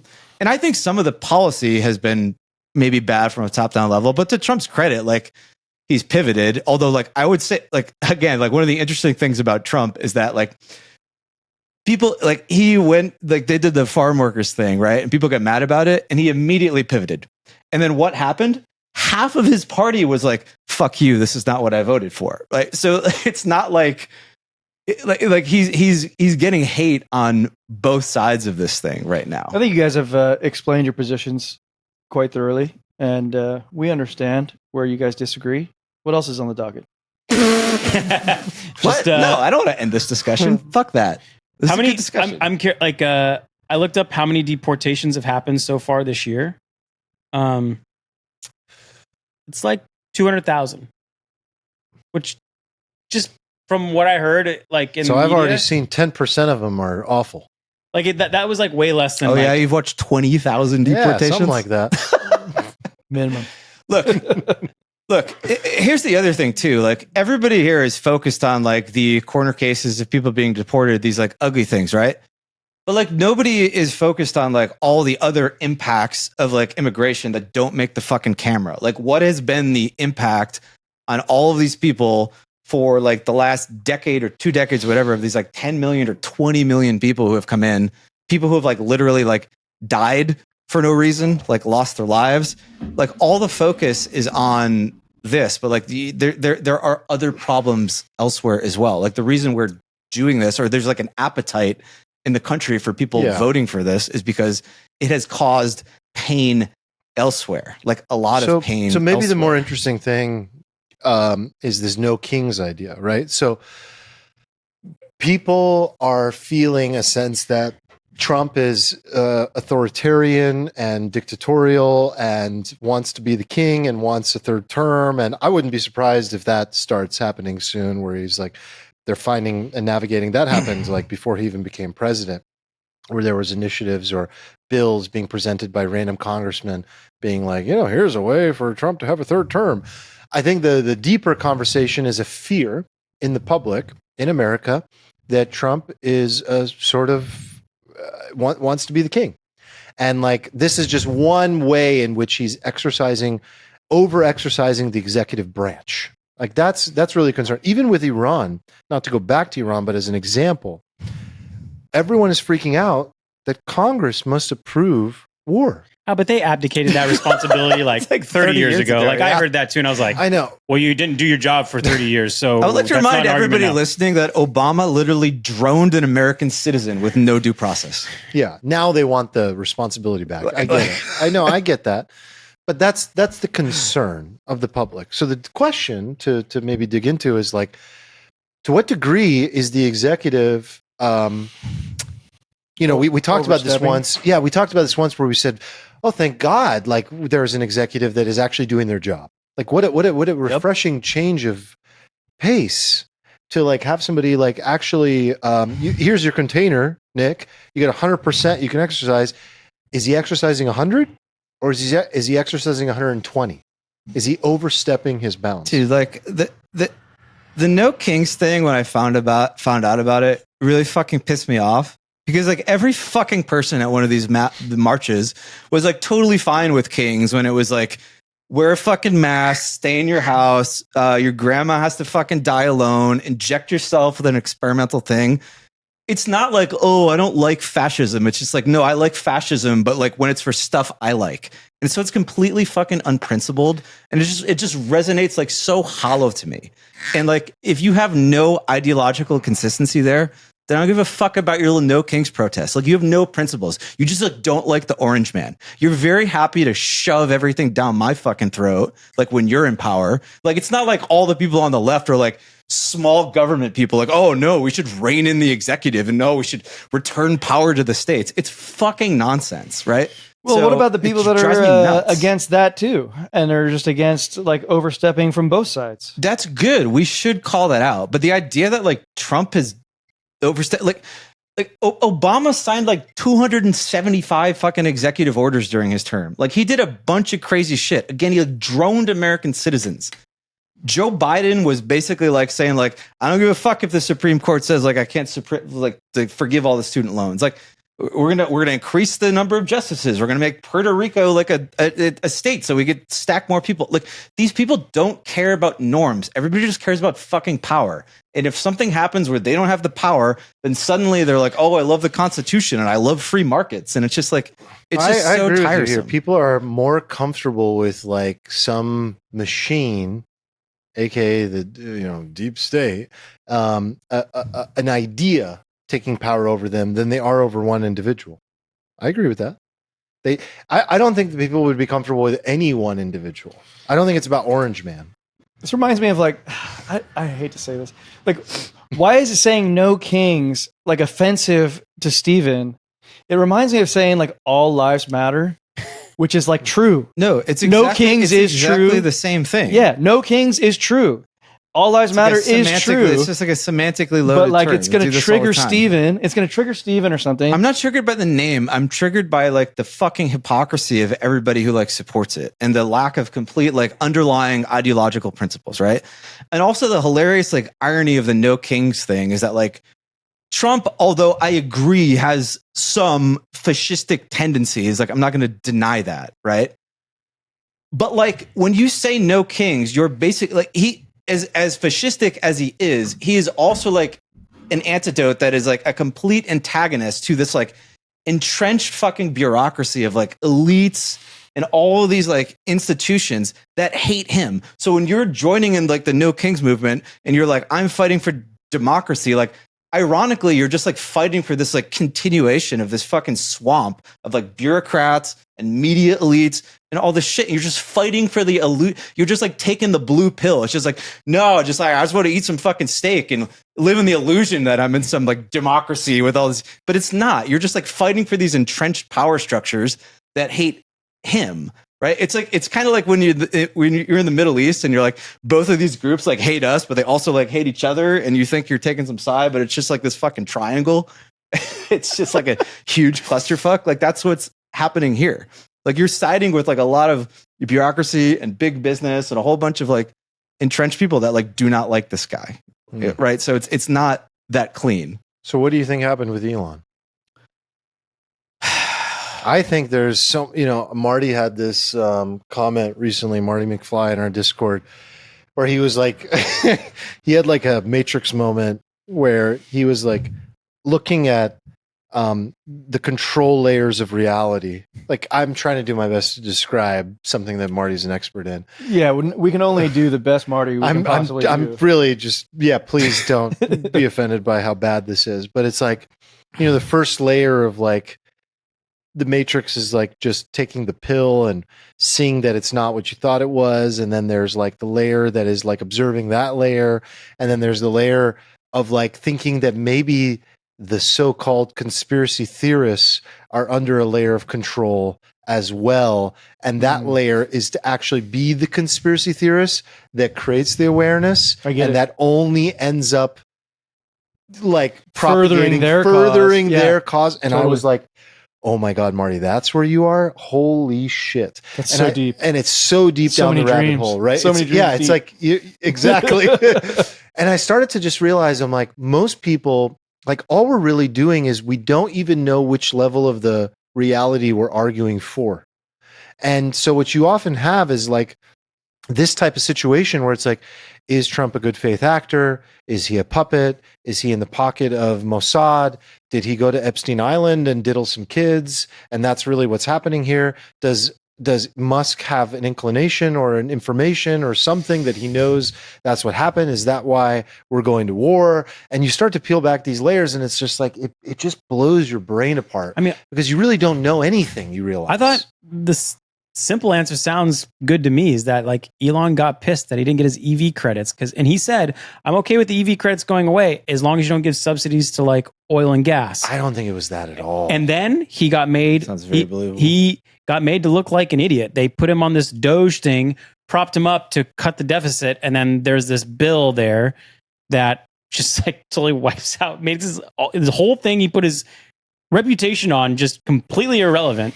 And he just flipped his shit on both of those things when he realized, fuck, I put in $20 to $40 million and you didn't give me my goddamn EV credits. Like, that's a good layer one of the dream. Yeah, he definitely he didn't get what he needed out of the deal. he's like, I got you elected. I just Right. asked for the goddamn EV credits, or get rid of them, but don't give the subsidies to oil and gas. And then you made me look like an idiot by just making my whole initiative just so irrelevant. But why would he come out and say that Trump is compromised? Because he's not Probably compromised. literally high on ketamine. Like that's totally it, because Trump is in those documents. Of course he is. He's lived in West Palm Beach. Like he's got pictures with him. Of course he is. Does it mean he's like on the flight records? Okay, what No, layer but of like- the dream am I in if I believe that this is pageantry, that those guys are still friends and coordinated, and they put forth this show like It's a like WWE Yeah. type show, entertainment To what end? on Twitter to give people the guise of discontent, but for what incentive I have no idea. Okay, then I think it's that's where level you're. 2.5. Yeah, It looks like yeah. a Swiss cheese to me. A lot of holes in that. Yeah. argument. Of course. No. Of course, but I'm not trying to fill the holes. Okay. I'm only asking what level of the dream I'm in. Yeah. You're in the And then second I dream. think that the deeper level is like, well, who do they report to? Right? Yeah, and I think that's a third layer of the Yeah. dream. Mm-hmm. And I think that you can go much deeper. Yeah, for sure. And I feel like people now, like Marty was like a very early adopter, and I think people now are getting deeper into these layers. I think And like it's that. becoming commonplace knowledge, and it's like we're in the phase of reality that is disorienting. Yes. That's what's scary. Yeah, like following the logic is as futile as like looking at 2003 Iraq. Oh, you believe WMDs? Cool, that's your logic. No Swiss cheese. You're fucking wrong. So like, this isn't about finding the evidence. It's about, I don't know. It's about just believe what you want. Yeah, if you don't have evidence, then I think you can follow the incentives, right? And I just don't see the incentives for, them coordinating this, but also, Thank Yeah. you. I need this for the next thing I'm about to say. Yeah. Oh, what do you I got like there? I liked Eagle your Rare? previous rants. I was Hell's hoping Peak Steven, I I would. think. I was hoping you'd bring the ruckus. I'm gonna today. take No Kings to an even Yeah, have a sip. Yeah. more extreme level. Oh, Okay. get some courage in there. You actually want him to be king. You believe we should have a monarchy. Damn, is that straight whiskey? Yeah, brother. Yeah, Yeah, we got the brother. heat flowing. Eagle Rare too. I'm actually coming around to the Thank idea you, that we Adrian. just need a king. So, do you think democracy? Steven is- Yes, King. Yeah, I knew that's where you were going. So, do you think democracy is an obsolete system? Yeah, I think it is obsolete. I think it's fucked Why should the people not have a voice? because the people are retarded. Yeah, I set you up. I set you up. Thank you. No, there are some elements of the system that are like good. Like, so the idea of like sort of natural rights, the right to speech, like these sort of like Bill of Rights things, I think is really, really good. But I don't see why it has to be tied to all the other ways we do government. I think the system is completely fucked. And then I think as like technology progresses, as like people just have like more and more and more intelligent AI, then like countries like Singapore is a good example of this. Like Lee Kuan Yew or whatever his name is just going to fucking run circles around us. Because he's got like a million people to govern. I don't know how many people. But isn't it like how many but people you could he has argue to China. govern? China has the same advantage. Yes, It's Do you want to live in China? I don't. I don't, because I'm a Westerner and I don't know that world. It's not appealing to me. But I think if you look at it through the lens of like highly coordinated society, I can see the appeal. It's highly coordinated. Yeah, like democracy is fucked. It's totally fucked because you basically just have a bunch of fucking people who don't understand anything voting on emotions, and then you have like a huge swath of the country running on 2-year election cycles. Yeah, and so their entire and whatever you're basing your information on to vote, you're questioning it at every angle, talking about how many layers of the dream I'm in. There's no forward. There's no disorienting. forward thinking. It's all kick the can, kick the can, kick the can. It's totally fucked. Like what I think would be an interesting experiment is to not necessarily have like a national king. It would be to like have Chamath just like SPAC a state. Like just do what we're doing in crypto. You take some failing state and you just like raise like $1 trillion and you just like take over the state, you issue shares in the state, you rewrite the whole fucking constitution, and then you just have like you just elect like a Steve Jobs of the state, and you just let him do everything. And just run that experiment in 1 out of 50 states. Which one would you go for first? Well, California's dying, so let's start here. California would be great. Well, California, in terms of GDP, would be like 5th in the world or something. Used to be, I think. Yeah, I don't know if it could be 2 in the world. Dude, we got Silicon Valley, or you don't think we're? Yeah, I don't know. You don't think we're? No, I think California is a borderline failed state that it let's just start- exists. let's on the start with basis of Montana. its Montana's epic, dude. Don't touch Montana. Yeah, Montana's chill. New Mexico. That's a good one. Yeah. Missouri. Missouri. Like so that, I don't know if Texas would work. They're very like kind of freedom oriented. That might be too much for them. I don't know what the state would be. Maybe like Alabama or something. Take some state that like you don't worry about like you don't worry about centralization of power. No, because if you do this on a statewide level, not a national level, if you do it on a statewide level, you just move to another state. If you don't like the You policy. select another product. It's the same check and balance you have in the free market. It's just like this product sucks, I'm leaving, or I'm choosing to go to another product. So these right? these are state kings. I like the Yes, state king kings. idea. Except there's We do one federal state- law. Like one state, how do one you get king. outside the federal law? Well, we probably have to start with Texas so that Texas can just tell the federal government to suck it. Maybe they would be big enough to do this. But then you They'd just be have, like, cool, no airports. I think off. you'd get into a conflict. Look, I'm not saying this will play out, but I'm saying if it did, it'd be interesting. I think if it could play out, it could probably play out with Texas. I think that like half of the federal government, like if it were to happen today, would be like kind of okay with it. Like I don't know that there would be like a broad consensus to like go fight Texas, right? If it were to happen, I actually think like there's just such a critical mass. There's such a plurality of I people think in the you'd country. start to see wars between states. Wait, hold on. Can we talk this through? Like if like a state wanted to secede, what does that process look like? No, they don't have to secede. They just have to just opt out of some parts of some elements of. Can I ask like a very simpleton question? Has this ever happened before? Like has this even The South? have we crossed? Okay, so the Civil War was essentially this, and we did fight a war amongst but ourselves. I don't But think that was different. a state can't persist, especially a border state, without federal funding and federal coordination I and disagree. federal laws. I disagree. Texas would be Texas would be fine. Texas would be fine. So Like, hold on. Texas is The big Civil enough War to was be fine. exactly this. We call it slavery, but it was exactly this. No, it was not the because states are way more interconnected now. You could cripple a state so easily. no, there is not. Dude, like we can't do universal health care. You think there's gonna be a national consensus to fight Texas? We have universal health care No, we don't. have for the universal healthcare. poor. What? There's no universal health care. For the poor. No. Yes. Yeah, we have Obamacare. Medicare. That's dog shit. That's not universal health care. You can't be like, we have universal health care for 1/10 of the population. That's not universal. I think it's higher. We than have required health care.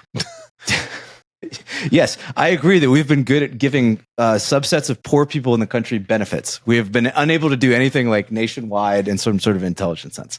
The idea that like we're going to have some uprising against like Texas, like if they do that, there's no Still appetite questioning for it. your whole premise. Like, one, I don't know, like how much more power do you want the executive to have? Like Obama expanded the powers. Like, I want. and he's using I all of them, actually like- think it would be good if state executives had like complete power. I think it would be very interesting if every state was just run like. But a isn't that already corporation. happened in Texas? Like they No. have the Congress that No. it's a one party. Texas is like the One breeding party, ground. No, like, it is state not. legislature. There's a divide in Texas, right? So in the scenario I'm saying, you just have an executive. There's like no Congress, right?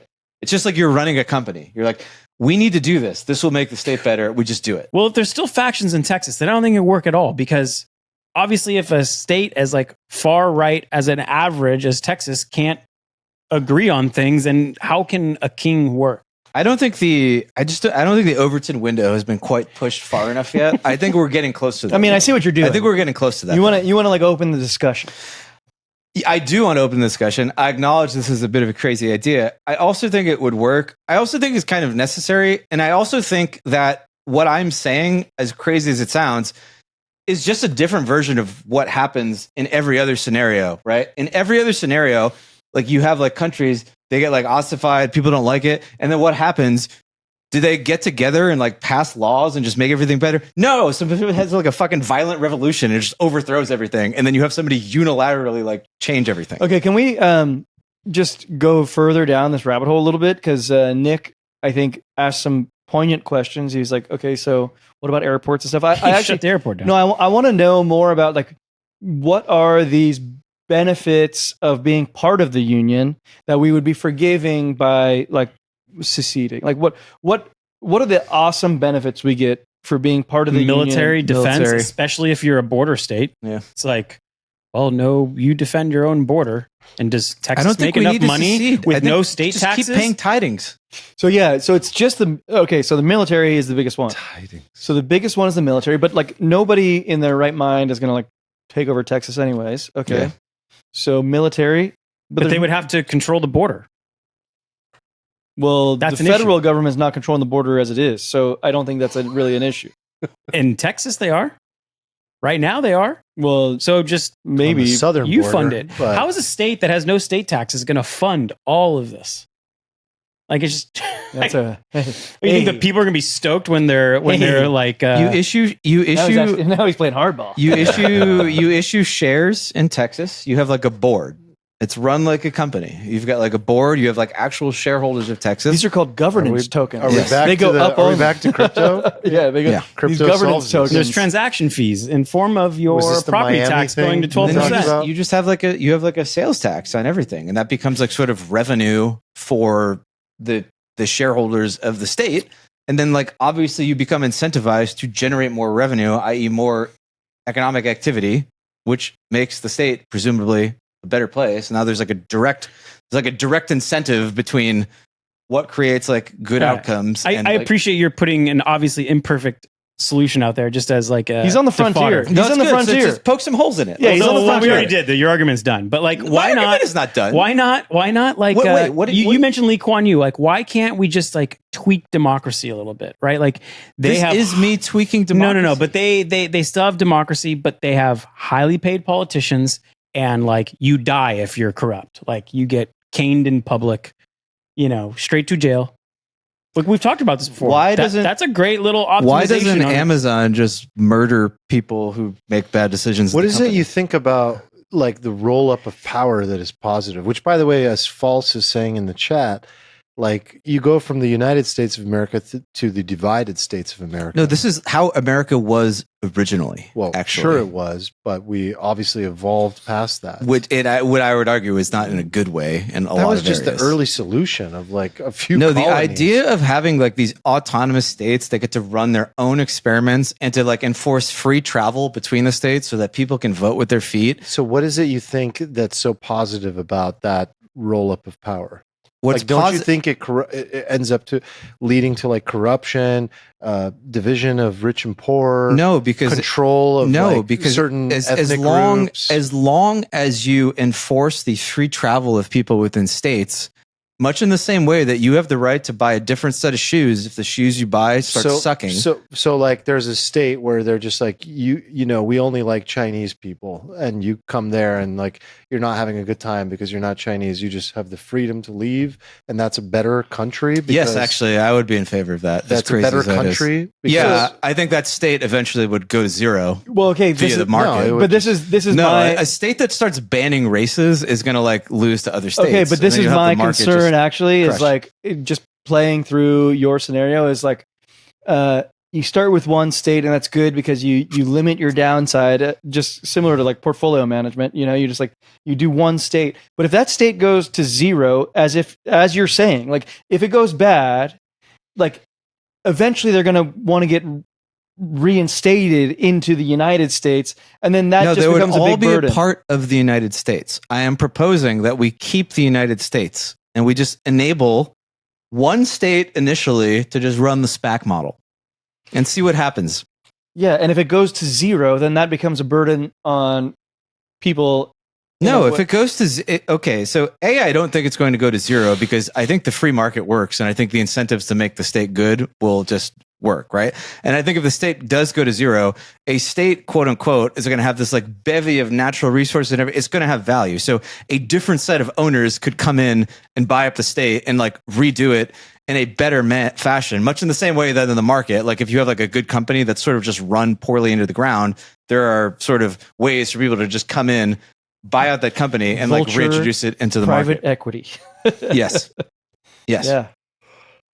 Now you might say like, oh my God, what happens to the poor people? They're fucked anyway in the current system. They're not getting they're not better off.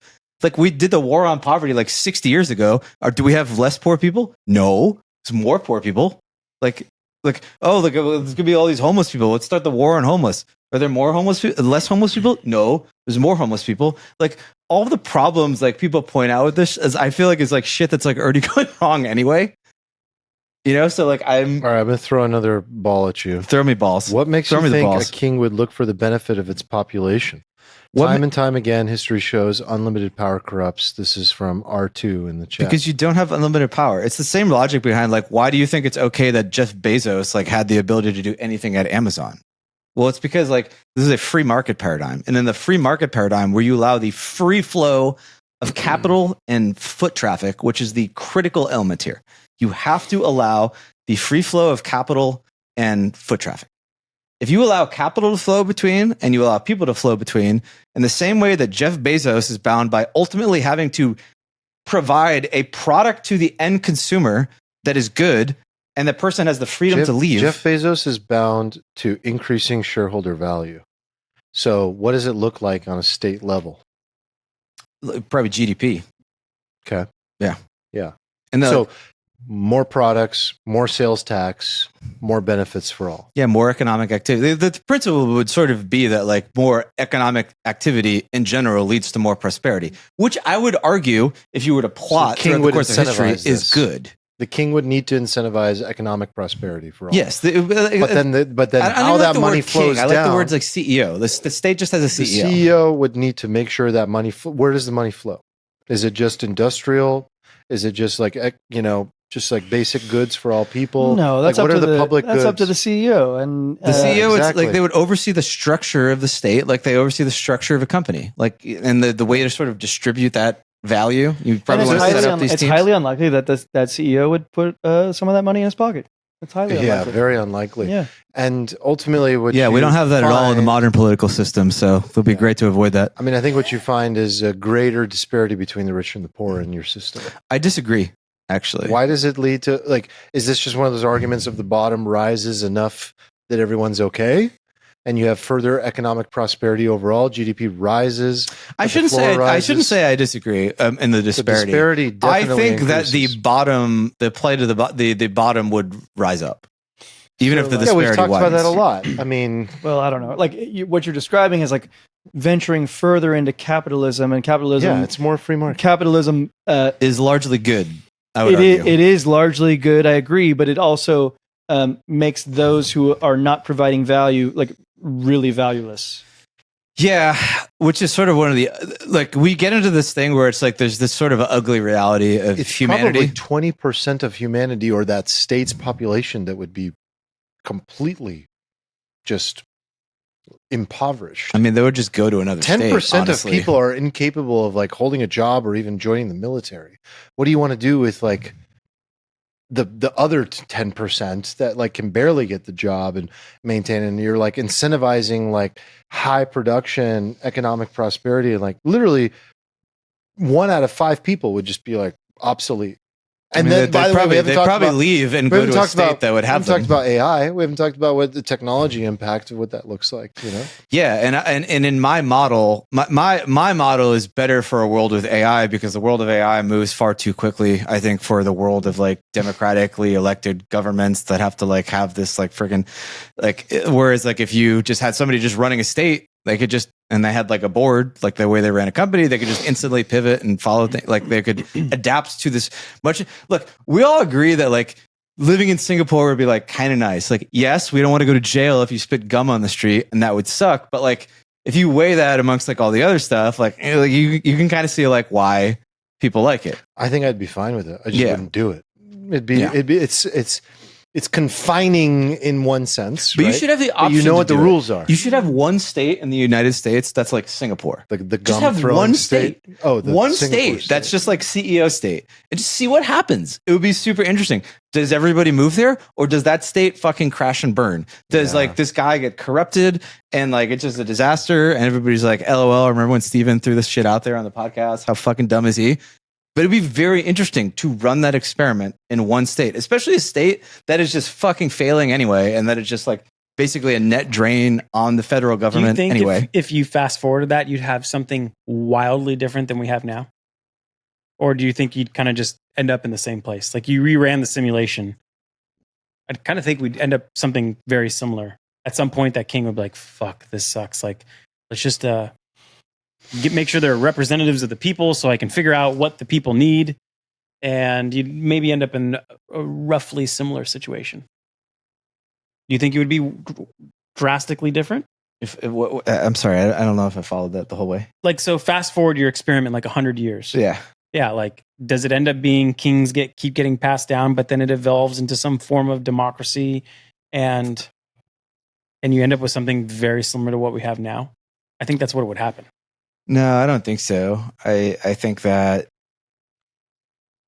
I don't know. I think to some extent the government was like formed before like capitalism became like super entrenched in a way.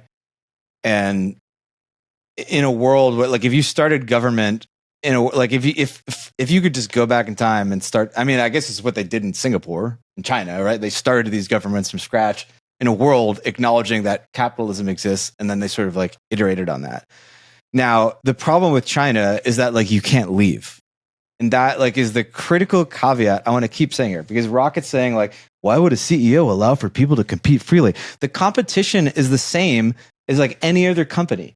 Like if I start a company, I can't force people to buy my product, right? And we agreed that the principle of the free market is that like you have to enable me to purchase other things, and you have to enable certain rules in the market, right? So I fail to see how this goes wrong in a world where you have like multiple states that do this, and you enforce at a federal level the free flow of capital, the free flow of foot traffic, and then you enforce some basic elements of the Bill of Rights, which I think is critical here, because I don't want to descend into techno-authoritarian dictatorship. Who's going to enforce it? I still want the... What's that? Who's going to enforce the Bill of Rights? Well, we have a pretty large federal military. Like, I would like that to be sort of like the main function of the federal government, is to just like have a big military and just keep the Bill of Rights in check across states. Other than that, like, I feel like the federal government is largely useless except for like foreign policy and enforcing like the Constitution. Like, what else do we really need it for? I don't know. So then I think you probably end up in a place that's like Hunger Games style world, where you have like District 1, which is kind of rich and utopian, and then like all the people that need resources and help, like they just get sent out to District 14, and like you just have like shitty district. That's probably where it ends up. I just disagree. Just disconnect the internet from there so it doesn't end up on social media. It would be the same as like, it would be no different from like the opportunity zones thing. Like if you were like, hey, here's some incentives to come in here, make this nice. And Except like, there are people no just federal go do it. taxes to give incentives on. No, there would be there's still federal taxes. Like your state is still paying into the federal system. Like again, like I'm advocating for a bit of a weird hybrid system here. Yeah. Like I'm very into the idea of having like states. You want a just benevolent run dictator. I want some states to have benevolent dictators and some states to not have benevolent dictators and just run the normal way. And I just want to see what shakes out. I think it's very useless for us to have 50 states that run in like mildly tweaked versions of the same You're sure fucking that model like everywhere. geography doesn't play like a bigger role in like a state's ability to Of course project? it does. Okay, so Of course it does. But if that state is providing a product, i.e. a life for the citizens that is good and people want to go move there, then that state should just be able to do what they're doing. As long as they're not encroaching upon the sort of basic tenets of the federal government, they're not encroaching on the rights of the other states. Like, why is that bad? What layer is Steven in this? This fantasy. Yeah. It's not even a dream. It's a cool hypothetical. I think it's. No, I like interesting. it. I just keep shooting it down. I'll keep stress testing it. I can guarantee you, I feel very strongly about this, that we will see a new form of government definitely in our lifetimes, but I would guess in the next 10 to 15 years. I agree. Like some kind of new wave that isn't network state. Yeah, probably. I think it'll have a lot to do with AI and crypto. But mostly AI. Rocket, come into the Discord. Tell me all the holes. I will shoot down all of your holes. That sounds weird. Have a nice discussion. Can we just talk? Sorry, we can just talk about it. This is just this whole thing just came into my head. I'm trying to think of a system. The walk today. I'm trying to think of a system where this level of free market capitalism doesn't go hand in hand with democracy. Like what example? Do you have any example of this existing, succeeding at all in the world? Singapore? Yeah, that would be probably the only place. Do there's still Dubai. elections in Singapore? Yeah. Like, I feel like Singapore and Dubai are two places that people sort of like universally throw around as like great places, and but people we sort of like often hate on. have this conversation, but great it doesn't. for rich people. I mean, Dubai is a perfect example of what Eric's talking about. Yeah. Okay, but It's great for rich people. okay, It but to sucks like for to slaves. throw something out to you, right? Which is again, we're gonna just delve into the ugly reality of the world. Do you run your household where like you and Yessie just let one poor person just live in your side room? Because no, you kick that. You don't let them into your thing. You're like, this is my bubble and I want to live in this world, right?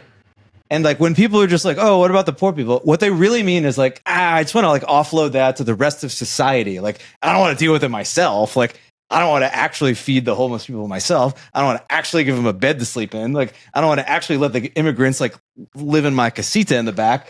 I just think it would be a good idea for the rest of everybody to shoulder that burden. But in reality, you want to curate a bubble for you and the people who are close around you that is like pleasant and nice to live in and like optimal for your state, right? And this is how all humans curate all of your social groups. Like when I play pickleball, like I don't have like a random like 2-5 in our group who like can't hit the ball. No, or like fuck those people. You can't be in the group. That's why Sorry, I'm not invited. This is our group Is that that we're why you don't curating. invite us anymore? Yeah, that's why. Yes, He's curating his bubble. exactly why. I feel like I've had too much whiskey. That's okay. It's good. I feel like I've said Am things I I a shouldn't have 2-5? said on this podcast. What am I? You're a 2-5. Oh, Yeah, sorry. That sounds good. That's not It's not good. 0. It's not good. I don't think it goes to 0. Oh. It starts at 2-5. Oh, it does. Yeah. He could have just let me have that, Eric. I thought you gave me like a 3-7 once. I said you had potential, Okay. which I maintain is true. But like you have to develop that potential. I think you should play in the tournament. I'll watch. I'll pay the fee to watch. My fear with the tournament is that I'm going to pay like $250 and then it's just going to be people who can't even hit the ball. That's what golf Can tournaments I- are, but can you I- donate can to I charity. tell You you get to play something? golf. No. But No. golf you can have fun Excuse playing me. by yourself. Pickleball I'm you sorry. cannot. I'm sorry. Do you like the sport? I like the sport. Do you have so that $250? I would literally rather just Do you keep- like poor I children. would literally Oh, wait rather write a second. check Oh, for $250. We went over this. Not in my backyard. No, I would rather just give you $250 and leave than play a tournament against like a just bunch do of that people who then. can't hit the ball.